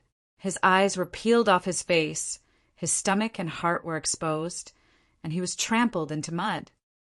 On the lovely spring stage, Zhang Yizhi followed closely behind Wu Zetian, who was wandering among the flowers. He vividly described the scene of today's execution to her. "Oh, Lai Junchen is so hateful." Wu Zetian sensed something and immediately stopped in her tracks, asking Zhang Yizhi. After receiving Zhang Yizhi's accurate answer, Wu Zetian became furious. "I have been deceived by him. This person is so hated by the people. He must have committed a heinous crime and deserved to die. He should be punished by the Qi clan and the people of Fengshui. Issue an imperial edict to confiscate their families and banish them to be slaves." Lai Junchen used his death to successfully divert the attention of the court and the people from the defeat of the rebel army. He also used his shattered body and bones to confiscate his entire family, turning the people's sorrow for the death of their loved ones into anger for his execution. Lai Junchen was used to the fullest by his master, displaying all the light and heat. 1,000 gold smelting was located in the northeast of Ma City. This area was rich in iron ores, and many ores were exposed on the surface, so there was no need to dig deep. The border regions were the most war-ridden, so the demand for iron was especially strong. As a result, there were many local blacksmiths who used indigenous methods to smelt iron. After a long time, they gathered to form a city known as 1,000 Gold Smelting. Up to this day, 1,000 Gold Smelting already had many large-scale iron mines and smithing shops. Because of this, the city did not lack ironware, nor did it lack valiant and powerful men. The reason why the Khitans did not set their sights on this small city was because, although it was small, it was not easy to deal with. Gu Zhuding and Tin Ano had made up their minds. They changed their identities and hired a few servants before rushing to 1,000 Gold Smelting. At this moment, the news of the Great Zhou Army's defeat and the Great Zhou Army's corpses had already spread. Everyone in 1,000 Gold Smelting City was in a state of panic. The county magistrate Li Luoyin was a jinshi in the 2nd year of his life. His wife had been working hard for many years to become a mother-in-law. With great difficulty, he used his outstanding political achievements, and with the addition of his connections from top to bottom, he found himself a 7th-ranked county magistrate. He had only been in the 1,000 Gold Smelting for less than a month, and he had already encountered such an incident. He had just taken up his post, so he did not know how to handle the many low-ranking officials who had served here for many years and had a deep foundation, such as the registrar, the county lieutenant, or even the many low-ranking officials who had complicated relationships with each other. After hearing the news, he wanted to send the county lieutenant to investigate, but the county lieutenant was worried that they might run into the Khitan troops on the way, so he made an excuse and refused to go. The registrar reacted faster than the county lieutenant and immediately claimed to be ill and bedridden. County Magistrate Lee was a loyal and good official, so he could not order others around. He had to change into a set of casual clothes and personally went to investigate openly and secretly with a few yamen runners. After confirming that the Khitan people had already plundered the grain and entered the mountains after the great victory, he returned to the county. After coming out of the Yellow Deer Valley, the surroundings were very desolate and there were no cities. Thousand Gold Smelting City was the nearest county to the battlefield. Even if they were not willing to show up, when the government officials got the news, they would inevitably be responsible for the burial of the dead soldiers. Instead of that, it was better to take the initiative to show up, which could also increase his political achievements. County Magistrate Lee made up his mind and consulted with the registrar and the county lieutenant. Since there was no danger outside the city, the county lieutenant's original busy matter was immediately solved, and the illness of the registrar also recovered without treatment. The two also knew that this was a political achievement, so they really wanted to cooperate with the new county magistrate. If this matter was done well, everyone would be rewarded, and the two could get closer to the new county magistrate. After all, the new county magistrate was the main official of the county, so they could not be too stubborn.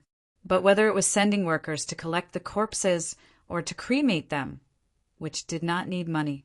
Before the previous county magistrate left office, he desperately spent the savings that the county had accumulated for many years, and there was nothing left. If they wanted to live beyond their means, the county itself would have a hard time in the future. Because of this, the registrar in charge of money and grain retreated. County Magistrate Lee thought about it and felt that this money could only fall on the few big iron mines and big blacksmith shops in the county.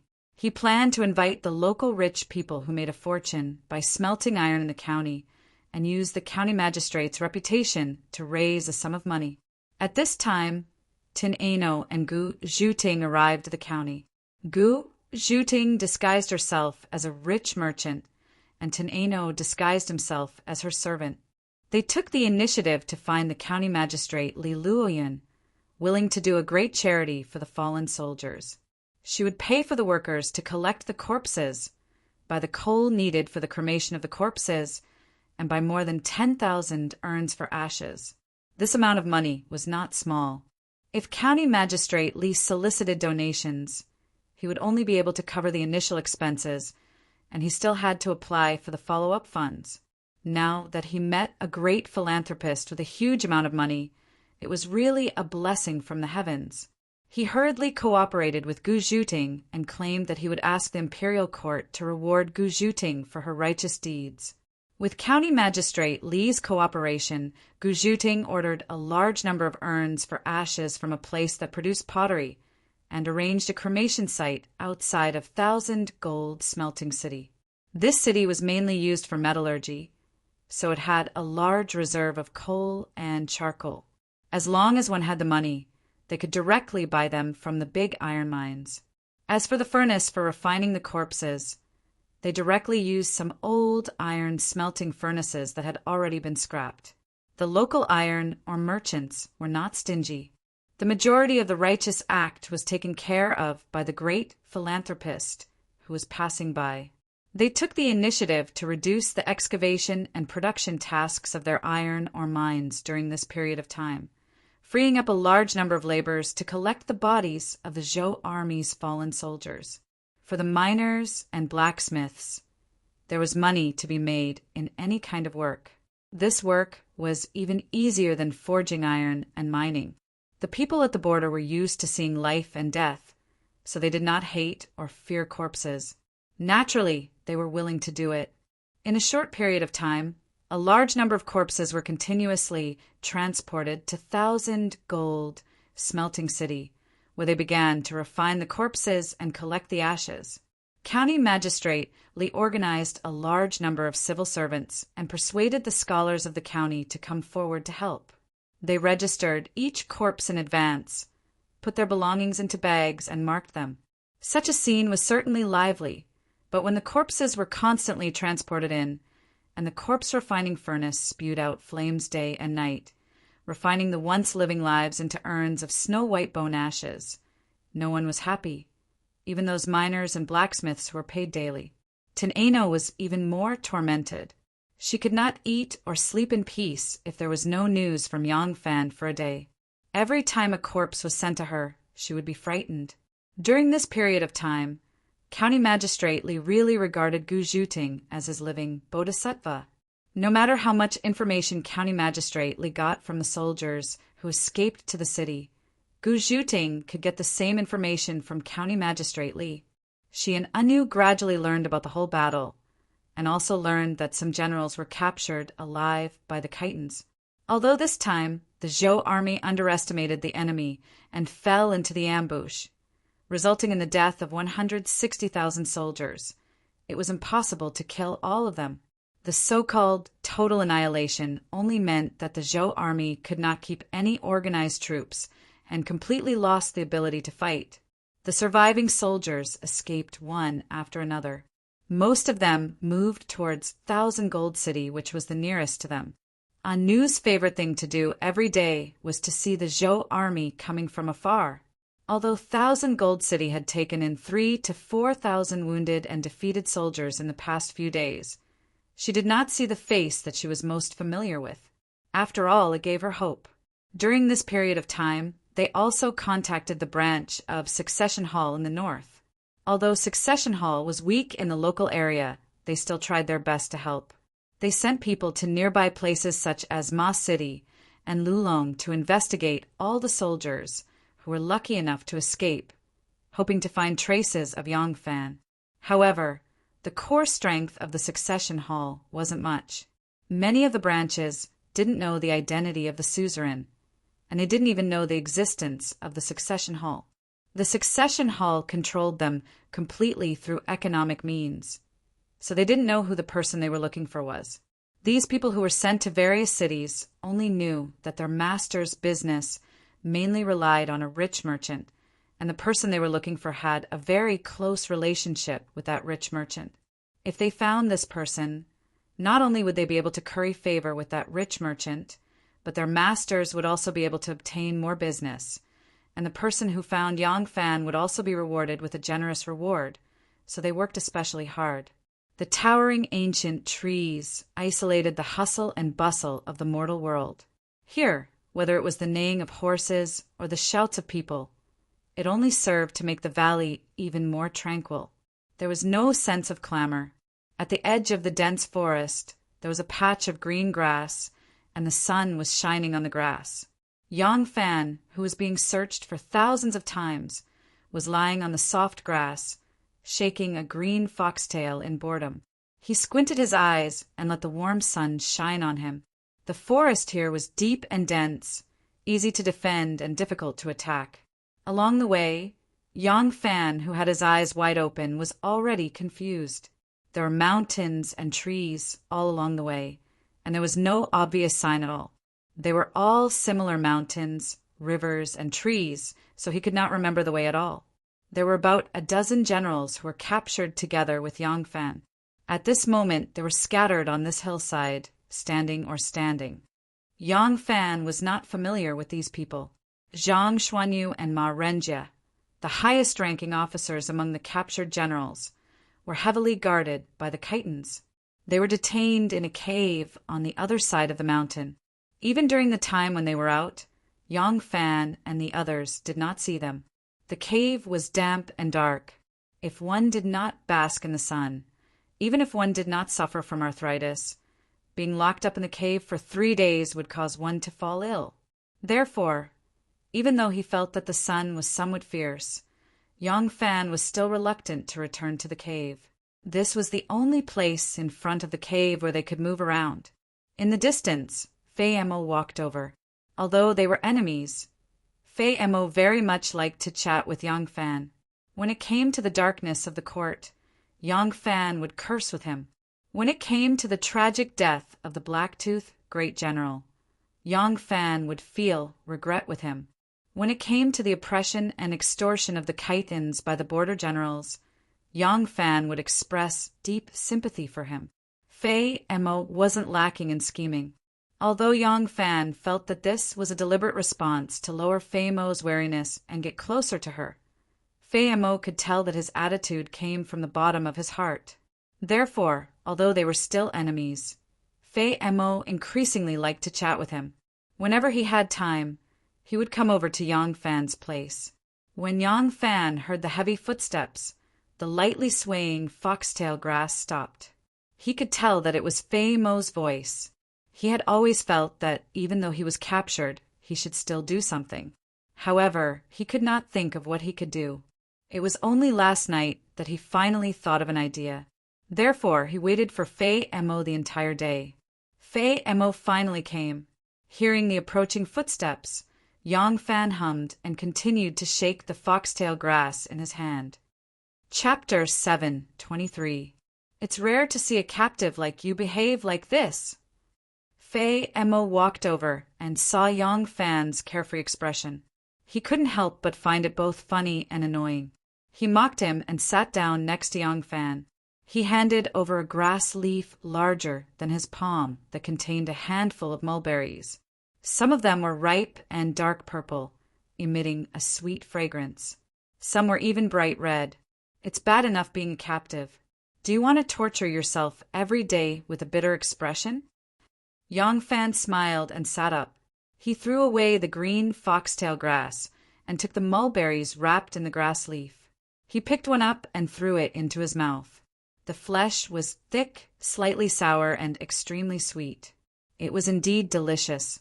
Yang Fan asked Fei Emo, "You've already sent people to the capital?" Fei Emo nodded. "Yes, they've already been gone for 2 days. When the Grand Marshal was a hostage in the Central Plains, he had several guards with him. They are all very familiar with the situation in the Central Plains. This time he sent one of them." Yang Fan shook his head. "I don't think it'll be very effective." Fei Emo glanced at him. "What do you mean?"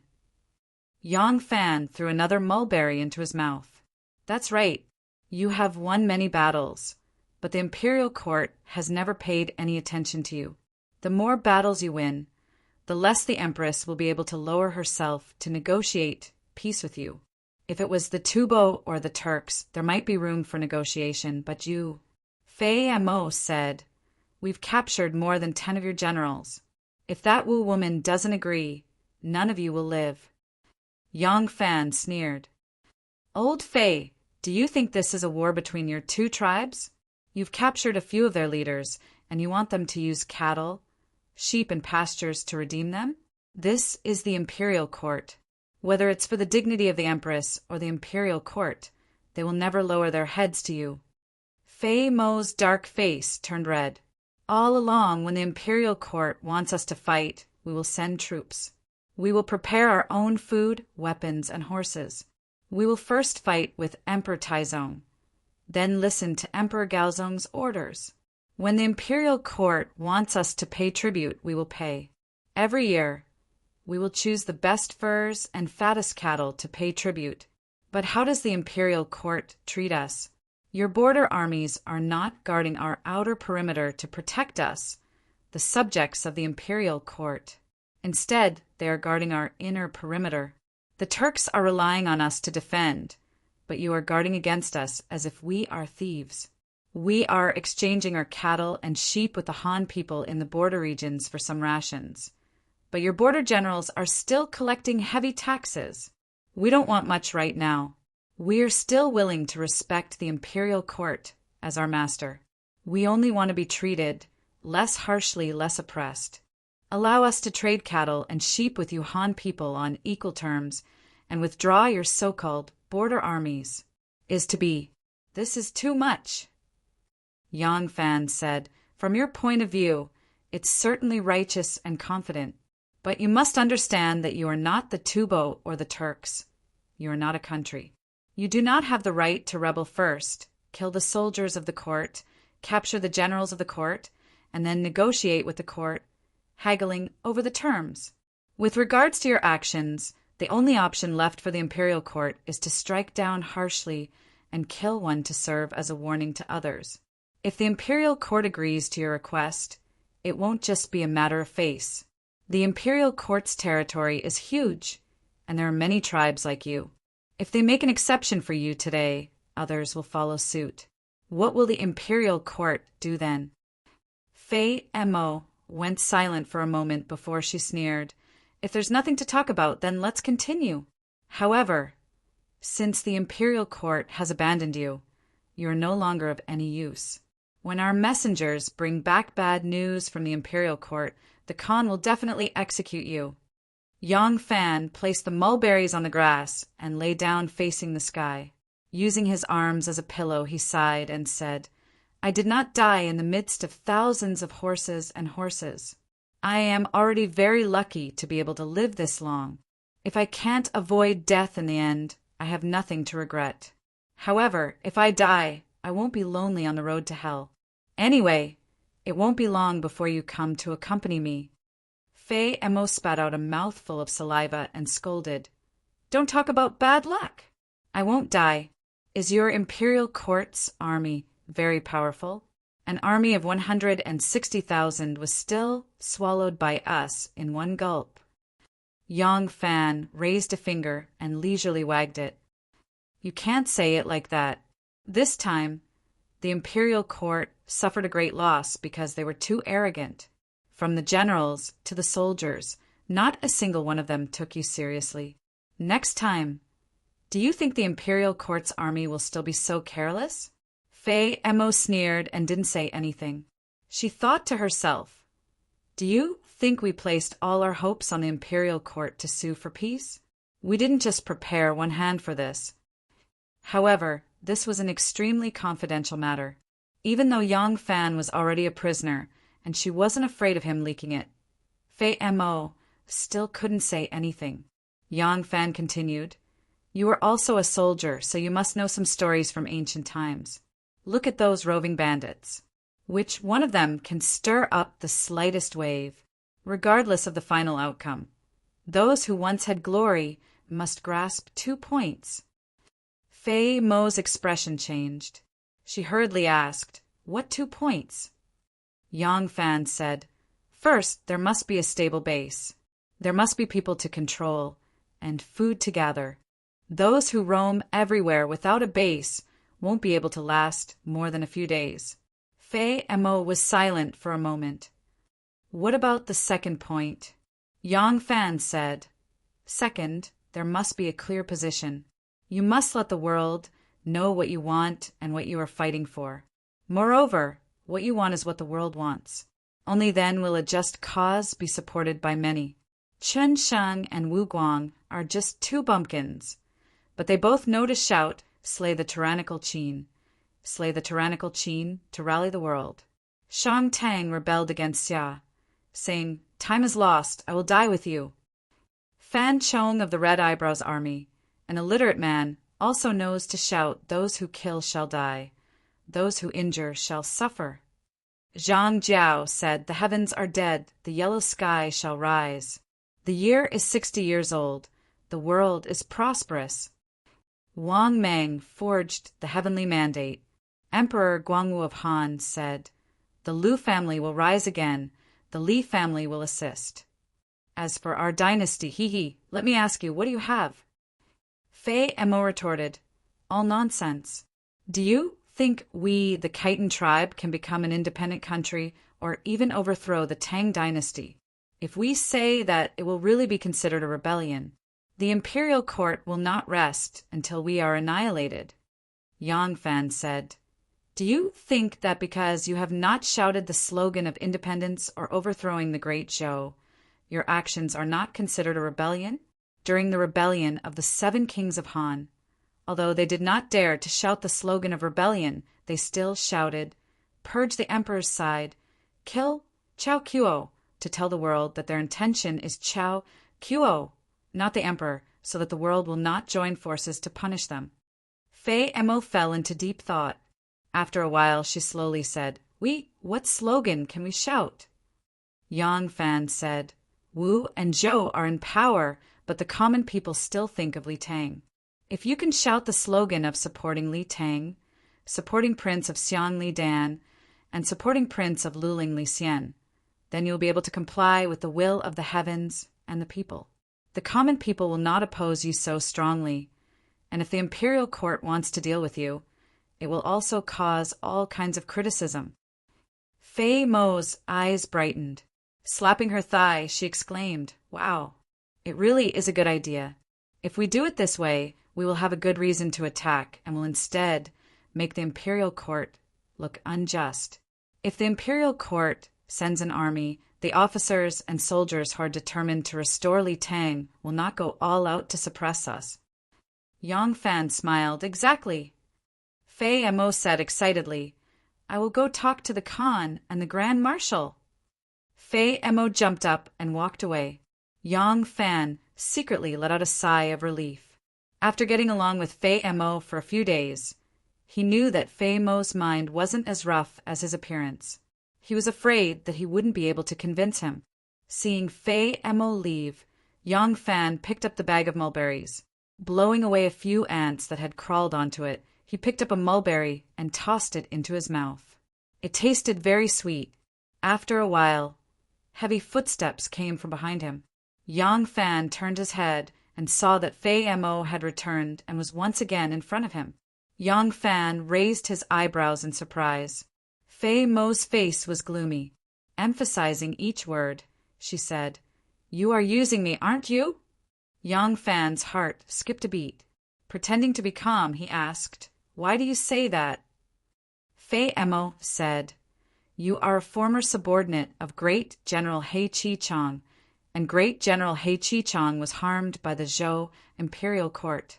You must hate Zhou and hope to restore Li Tang.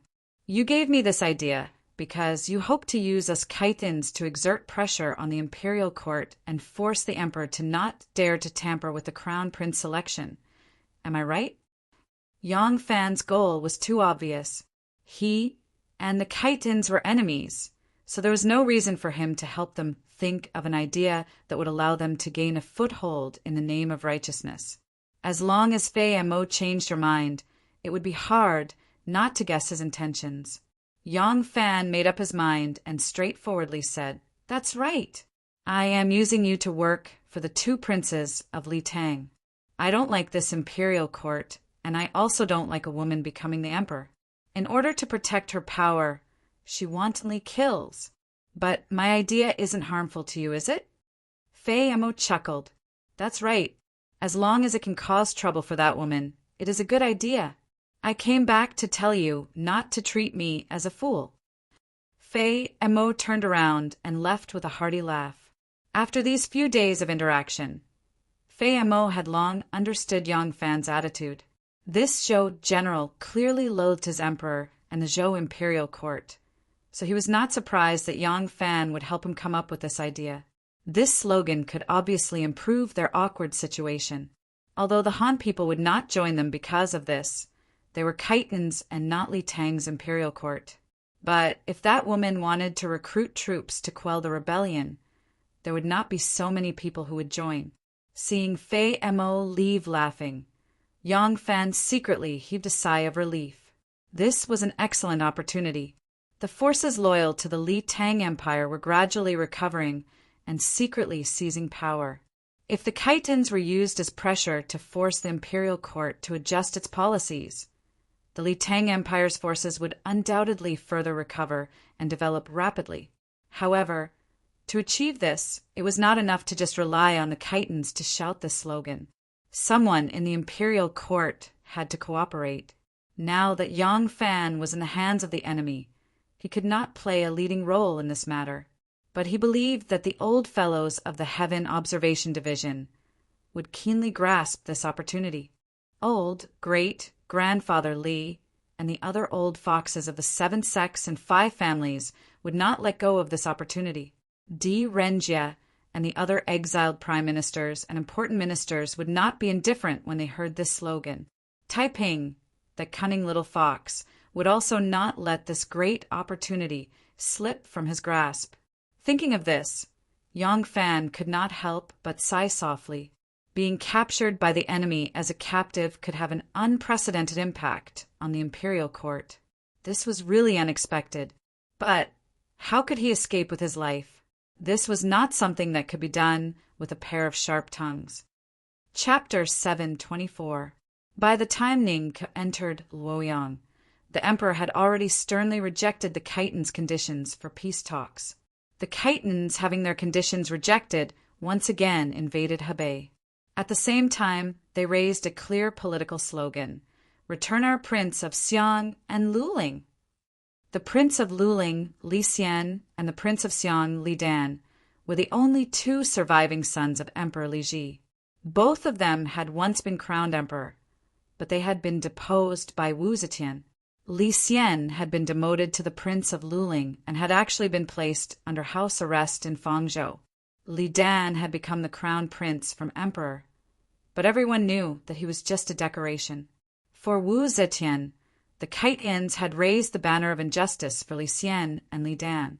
This was far more damaging than the complete annihilation of the 160,000 soldiers.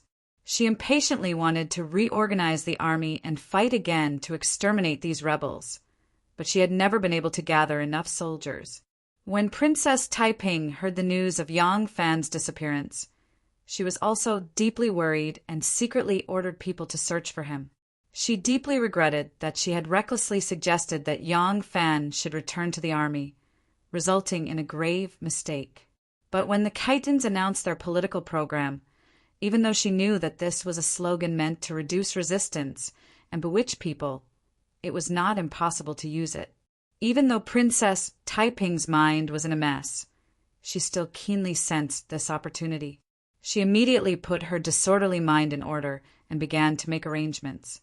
In the last few years, Princess Taiping had used her brilliant political skills to gradually subdue a group of people and secretly control a number of positions in the court.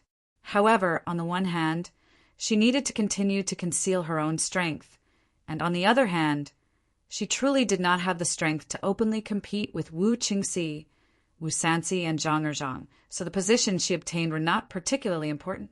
But these positions, which were usually not particularly important, played an extremely important role in times of war. These positions were all related to logistics, supplies, armaments, provisions, and even household management. Under normal circumstances, these positions were neither glamorous nor powerful. Most importantly, they were in charge of personnel, finance, military, and justice. However, at this critical moment, Princess Taiping's instigation of those who were placed in these positions to slack off and reduce the efficiency of the court's operations played a great role. Wu Zetian had no idea what had happened. She had entered the palace at the age of 14 and had spent the last 60-some years in the depths of the palace. She was skilled in palace politics and had little understanding of the operations of the outside world. She only knew that ever since the Khitans had raised the slogan of justifying the Prince of Luling and the Prince of Xiang, the massive and effective war machine of the Wuzhou imperial court had fallen into a difficult situation. The aristocratic families quickly discovered that this political slogan of the Khitans could be used, but they needed to add fuel to the fire to make this slogan have practical effects, expand its influence, and sound the alarm for the high and mighty empress. As a result, they immediately began to make arrangements. They controlled the local economy, and the influence of a large clan could cover an entire province. It was extremely easy for them to do something in the dark to counteract the influence of the imperial court's decree. Thus, even though the imperial court had repeatedly issued edicts to urge them on, the collection of provisions and the recruitment of soldiers had never made any progress. Besides the secret efforts of Li Tang's imperial clan and aristocratic families, the officials of Li Tang's faction, who had been banished to the local regions over the last few years, had undoubtedly played an important role. They had been demoted precisely because they were branded with Li Tang's brand. The Empress did not trust them, and they were also determined to restore Li Tang. It would be strange if they did not give Wu Zetian a hard time. They had originally been high-ranking officials of the court, and when they went to the local regions, they were either the main officials of a province or a county, or they could rely on their prestige and seniority to use their status as deputy or idle officials to exert a major influence on the local officials. Under their influence, these provinces and prefectures had also been severely delayed in collecting provisions and recruiting soldiers for the court. The entire empire, for some undeclared reason, continued to move at a slower pace. The emperor, who was in the center and never left the palace, was completely unaware of this secret and obscure resistance and was completely powerless against this inexplicable delay. She could only attribute the reason to the people's longing for Li Tang. The power loyal to Li Tang was still so great and so deep in the hearts of the people. This made her secretly panic. She did not understand. Her Zhou dynasty had been established for so long. Why were people still unable to forget Li Tang? Was it just because she was a woman? She was not convinced. She had to completely defeat the Khitans. She had to pass down the Zhou dynasty forever. She had to be the founding ancestor of the country for generations to come. There was a house in Jiaqing Lane in the south of Luoyang. The common people in the lane all knew that the owner of this house was not from here and rarely came to Luoyang. Even during the holidays, it was rare to see the owner of this house appear. There was only one old family member who often went out to buy vegetables, so everyone was familiar with him. This house belonged to the Duga family, and it had been empty for many years now. But it had finally welcomed its new owner. Ning Ke had lived here quietly for 3 days. Under the moonlight, a faint sound of zither came from the elegant and quiet garden. The sound of the zither was like the thin clouds in the sky covering the moonlight, indistinct and indistinct. There was a faint night fog in the garden. Under the window, a zither lay in front of the moon. Ning could gently pluck the strings. The sound of the zither was mournful but not hurtful. It was just and elegant. All the indescribable thoughts were transferred into the sound of the zither and rippled into the graceful fog. Hatred and thoughts could only be expressed to the moon. It was difficult to express them to others. Her slender fingers pressed on the zither and the lingering sound suddenly stopped. Ning Ke sighed with melancholy. Her pretty face was like frost under the moon. With light footsteps, the boat girl walked quietly behind her. Ning Ke asked softly, "What did you hear?" The boat girl said, "Since the Khitans rebelled, the neighboring Turks have stationed their troops at the border," eyeing them covetously. After the Khitans defeated the imperial court's rebel-suppressing army, the Khitans mounted their cavalry and invaded Liangzhou, then Lingzhou and then Xingzhou. They killed their way to Xingzhou before they were blocked by the deputy envoy of the Pingdi army and Daomai. Now they have stationed a large number of troops outside the city of Xingzhou. It seems that they want to take Xingzhou in one fell swoop and invade the Central Plains. Therefore, there is no need for anyone to deliberately delay the western region and the provinces near it. It is impossible for them to send a single soldier to participate in the northern expedition. We must reserve troops there to guard against the Turks. Ning politely responded and asked, "What about the Tufan?" It is impossible for the Tufan not to take advantage of the situation, right? The boat girl smiled and said, "Miss is right. The Tufan will certainly not let go of this opportunity. However, the Tufan king is fighting for power and their internal strife is in full swing. They do not want to fight with the imperial court for the time being. Therefore, they have sent messengers to negotiate with the imperial court. The contents of the negotiation include the 4 towns of Anxi and some border areas between the 2 countries." Ning could hit the nail on the head. The imperial court has already eaten the 4 towns of Anxi and will not spit it out. This is the greatest martial art that the imperial court is proud of. The Tufan also know this. They are using the 4 towns of Anxi to make concessions. What they want are those border areas that are difficult to divide. The boat girl said, "Miss is right." Ning casually plucked the strings of the zither and pondered for a while before saying, "The Empress is old and lacks energy. She can no longer fully control the empire. In this time of internal and external troubles, she will definitely make concessions. The barge lady asked cautiously, "In this case, our family's business in the western regions will be affected. Should we tell young master about this analysis?" Ning shook his head. "No need.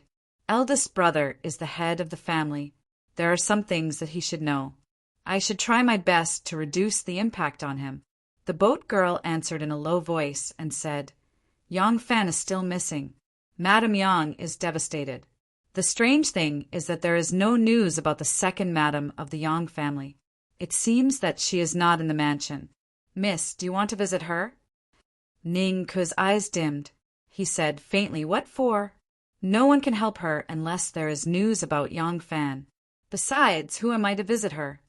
Ning Ke said faintly, "Everyone will die sooner or later. Sadness can only make oneself sad. What can it do to help the dead? Since it can't help, why should I be sad? Hee. Actually, I'm a very fickle person. Not just affection. I'm very, very indifferent to everything else."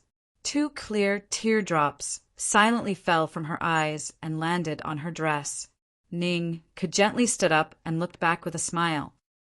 "If I die one day, you must not be sad."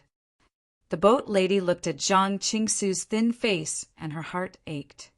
"Miss," Ning smiled faintly and said, "Everyone will die eventually. Don't you think so?" The boat girl silently watched Ning Ke's figure walking towards the door. Her figure was as slender as the moon and extremely weak. The boat girl said in a low voice, "Dr. Jiang Yechuan will return to Luoyang tomorrow. I will invite him to treat Mississippi." Ning made a non-committal sound and gently closed the door. Before the Second Northern Expedition Army had gathered, the Turks had launched an attack on Helong. The Tubo did not let go of this opportunity in the midst of internal strife. They sent envoys to exert diplomatic pressure on Wu Zetian. Wu Zetian was troubled by both internal and external threats. Furthermore, her health had been deteriorating over the past few years, and she was severely lacking in energy. She could not handle such a complicated situation. In desperation, Wu Zetian had to make some concessions. She ordered Di Renjie and Wei Yuanzhong to return to the capital and appointed Assistant Minister of War Yao Chong as the Prime Minister. These few people were clearly on the side of protecting the throne. Their decision to reinstate Di Renjie and Wei Yuanzhong was to send a strong political message to the people.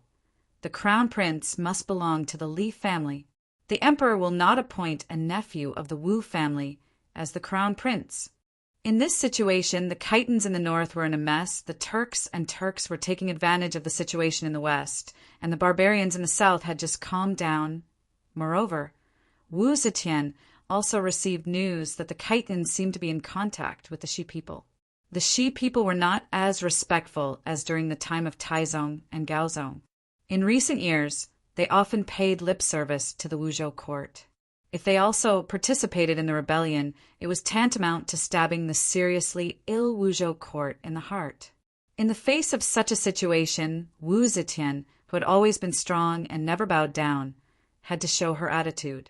However, she still held a glimmer of hope, so she only transferred Di Renjie and Wei Yuanzhong back to the capital. She did not change the situation of her 2 sons at all. She still hoped that after the Khitans' rebellion was quelled, the threat from the Turks and Tubo was solved. At that time, she would turn her hand over and suppress the emperor's succession party. Now, she temporarily endured it and took advantage of this crisis to make some ambiguous emperor's succession party jump out. At that time, she would catch them all in one fell swoop. However, she didn't expect that today's predicament was caused by the little fox, Yang Fan, whom she had sent to Liaodong. How could she expect that the old fox, Di Renjie, whom she had invited back to the capital, would bring her some surprises? Chapter 725. Di Renjie and Wei Yuanzhong returned to Luoyang. The city of Luoyang was still the same as when they left, except that there was an additional towering pillar in front of the palace, and the magnificent Wanxiang Divine Palace was missing. The giant Buddha in heaven that could be seen from Ding Ding Street all the way to the Dragon Gate was also nowhere to be seen. The two of them still looked the same, but there were more wrinkles on Di Renji's face, and there were more white hairs on Wei Yuanzhong's head. They were both old. If they were exiled again, perhaps they would not have the chance to return to Luoyang alive. The two of them had many ups and downs in their lives, especially Wei Yuanzhong. Adding on this time, it was the fourth time he had been exiled and then called back. Logically, he should have been calm, but this time seemed to be a great blow to him. He became silent, and the old friends who went to welcome him clearly felt this. Other than the most important banquet, he did not accept any other banquets. This time, when he returned to the capital, he had been promoted. He was promoted to Assistant Minister of the Phoenix Pavilion and the Phoenix Pavilion's Lantai Ranking Director, which was the Prime Minister of the court. He moved back to his own residence and rarely went out. Every day, he went to the Political Affairs Hall to work, but the officials quickly discovered that he seemed to have become a second Su Wei. Everything was vague, and the loftiness and drive of the past had completely disappeared. It was not just Wei Yuanzhong. Elder Di, whom everyone had high hopes for, was even more depressed than Wei Yuanzhong. He had been appointed by the Empress as Assistant Minister of the Phoenix Pavilion's Lantai Ranking Director, and was also the Prime Minister of the court. However, when he returned to the capital, he claimed illness and did not even go to court. He did not even attend a single banquet, and only closed his doors, not seeing anyone. The two upright and loyal old ministers seemed to have lost their drive. The Empress and the civil and military ministers, who had hoped that Di Renji and Wei Yuanzhong would bring a little liveliness to the dispirited court when they returned, were greatly disappointed. She had summoned these two old officials back to the imperial court and entrusted them with important tasks, but it had no effect on the state affairs at all. Wei Yuanzhong had become tactful, Di Renji had become depressed, and the Empress had also acted out of character. She did not reprimand the two of them for this change. On this day, it was time to disperse. Wei Yuanzhong was about to pack up and return home when the newly promoted Prime Minister of the Ministry of War, Yao Chong, suddenly walked into his room. "All of you leave." Yao Chong's eyes were like lightning as he glanced at the servants in the hall and ordered in a deep voice. The servants quickly left the hall. Yao Chong's brows suddenly surged with anger. He strode to Wei Yuanzhong and said in a deep voice, "I heard that Duke Wei returned to the capital and was promoted to Prime Minister. I was overjoyed and couldn't sleep at night. Unexpectedly, when Duke Wei returned to the capital, he became as depressed as a servant.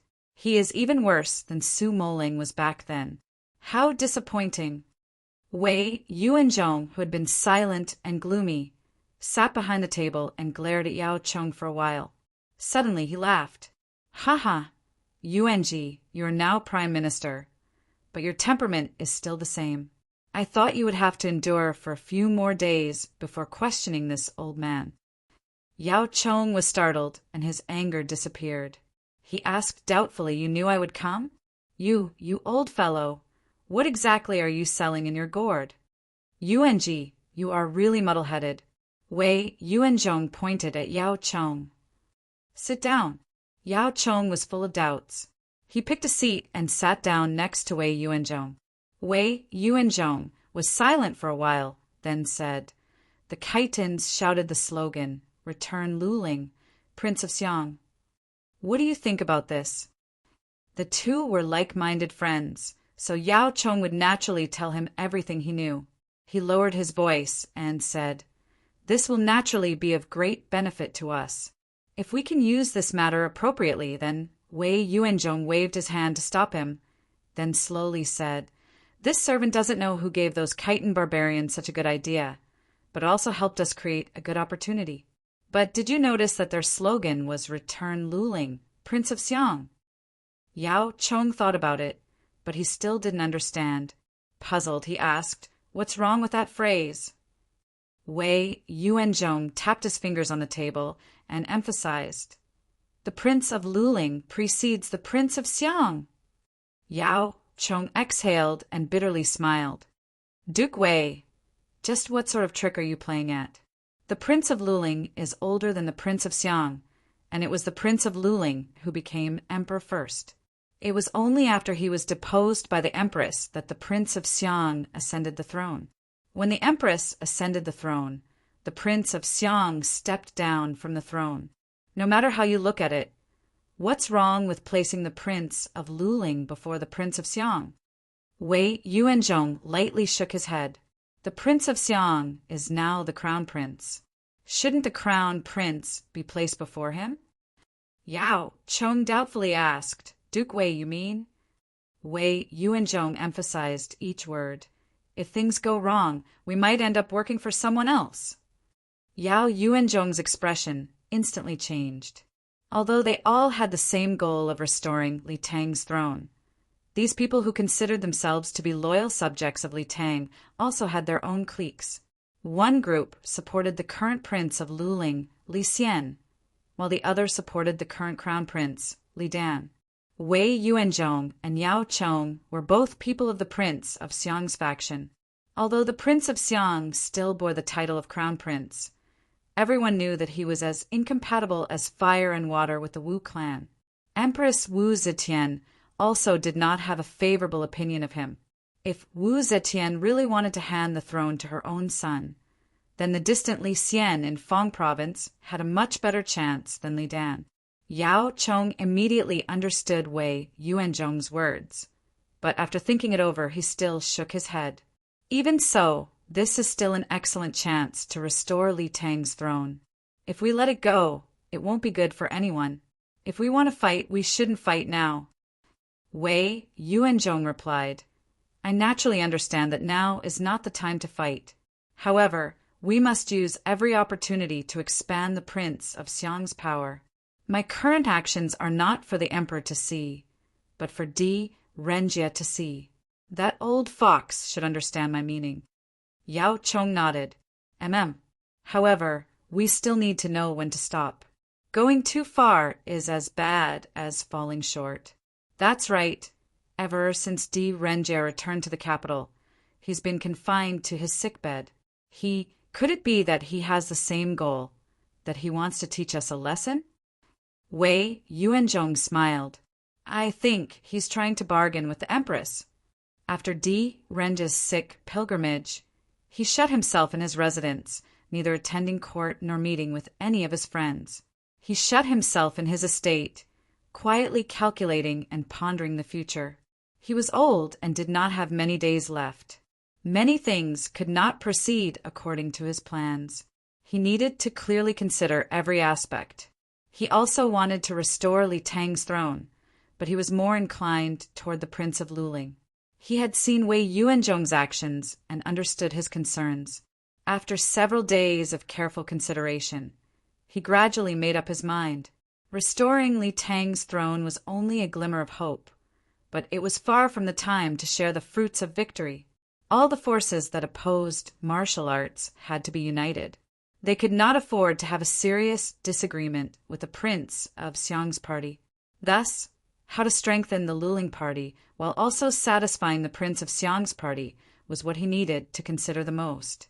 In truth, strengthening the Luling party was easy. As long as he could return, given his qualifications and prestige, he was bound to become the chief writer of the Political Affairs Hall. This would be the greatest victory for the Luling party. What he needed to consider was how to satisfy the Prince of Xiang's party and thus have them become his allies.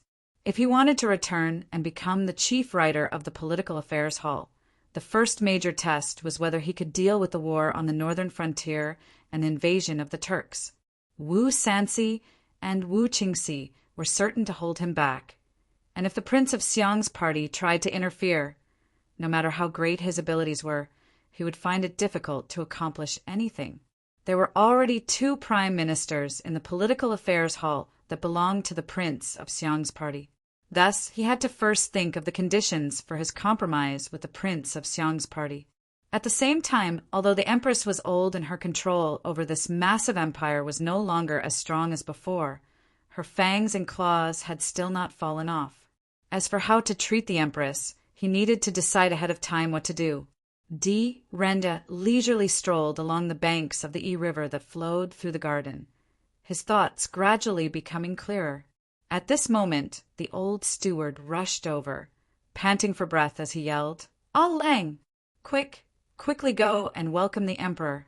The Emperor has arrived." Shocked, Di Renja hurriedly returned to the inner residence, changed into a new set of robes, and then hurried to the drawing room.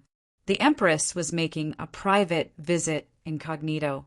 She had changed into men's clothes out of habit, but these men's clothes could no longer set off her grace and grace. In the last few years, she had aged very quickly. Even the well-tailored and well-made robes could not conceal her age. Di Renja hurriedly stepped into the drawing room and clasped his hands in greeting. "Your Majesty has graced us with your presence. This subject has been impolite. Please forgive me." Wu Zetian held a folding fan and was quietly admiring a painting on the wall.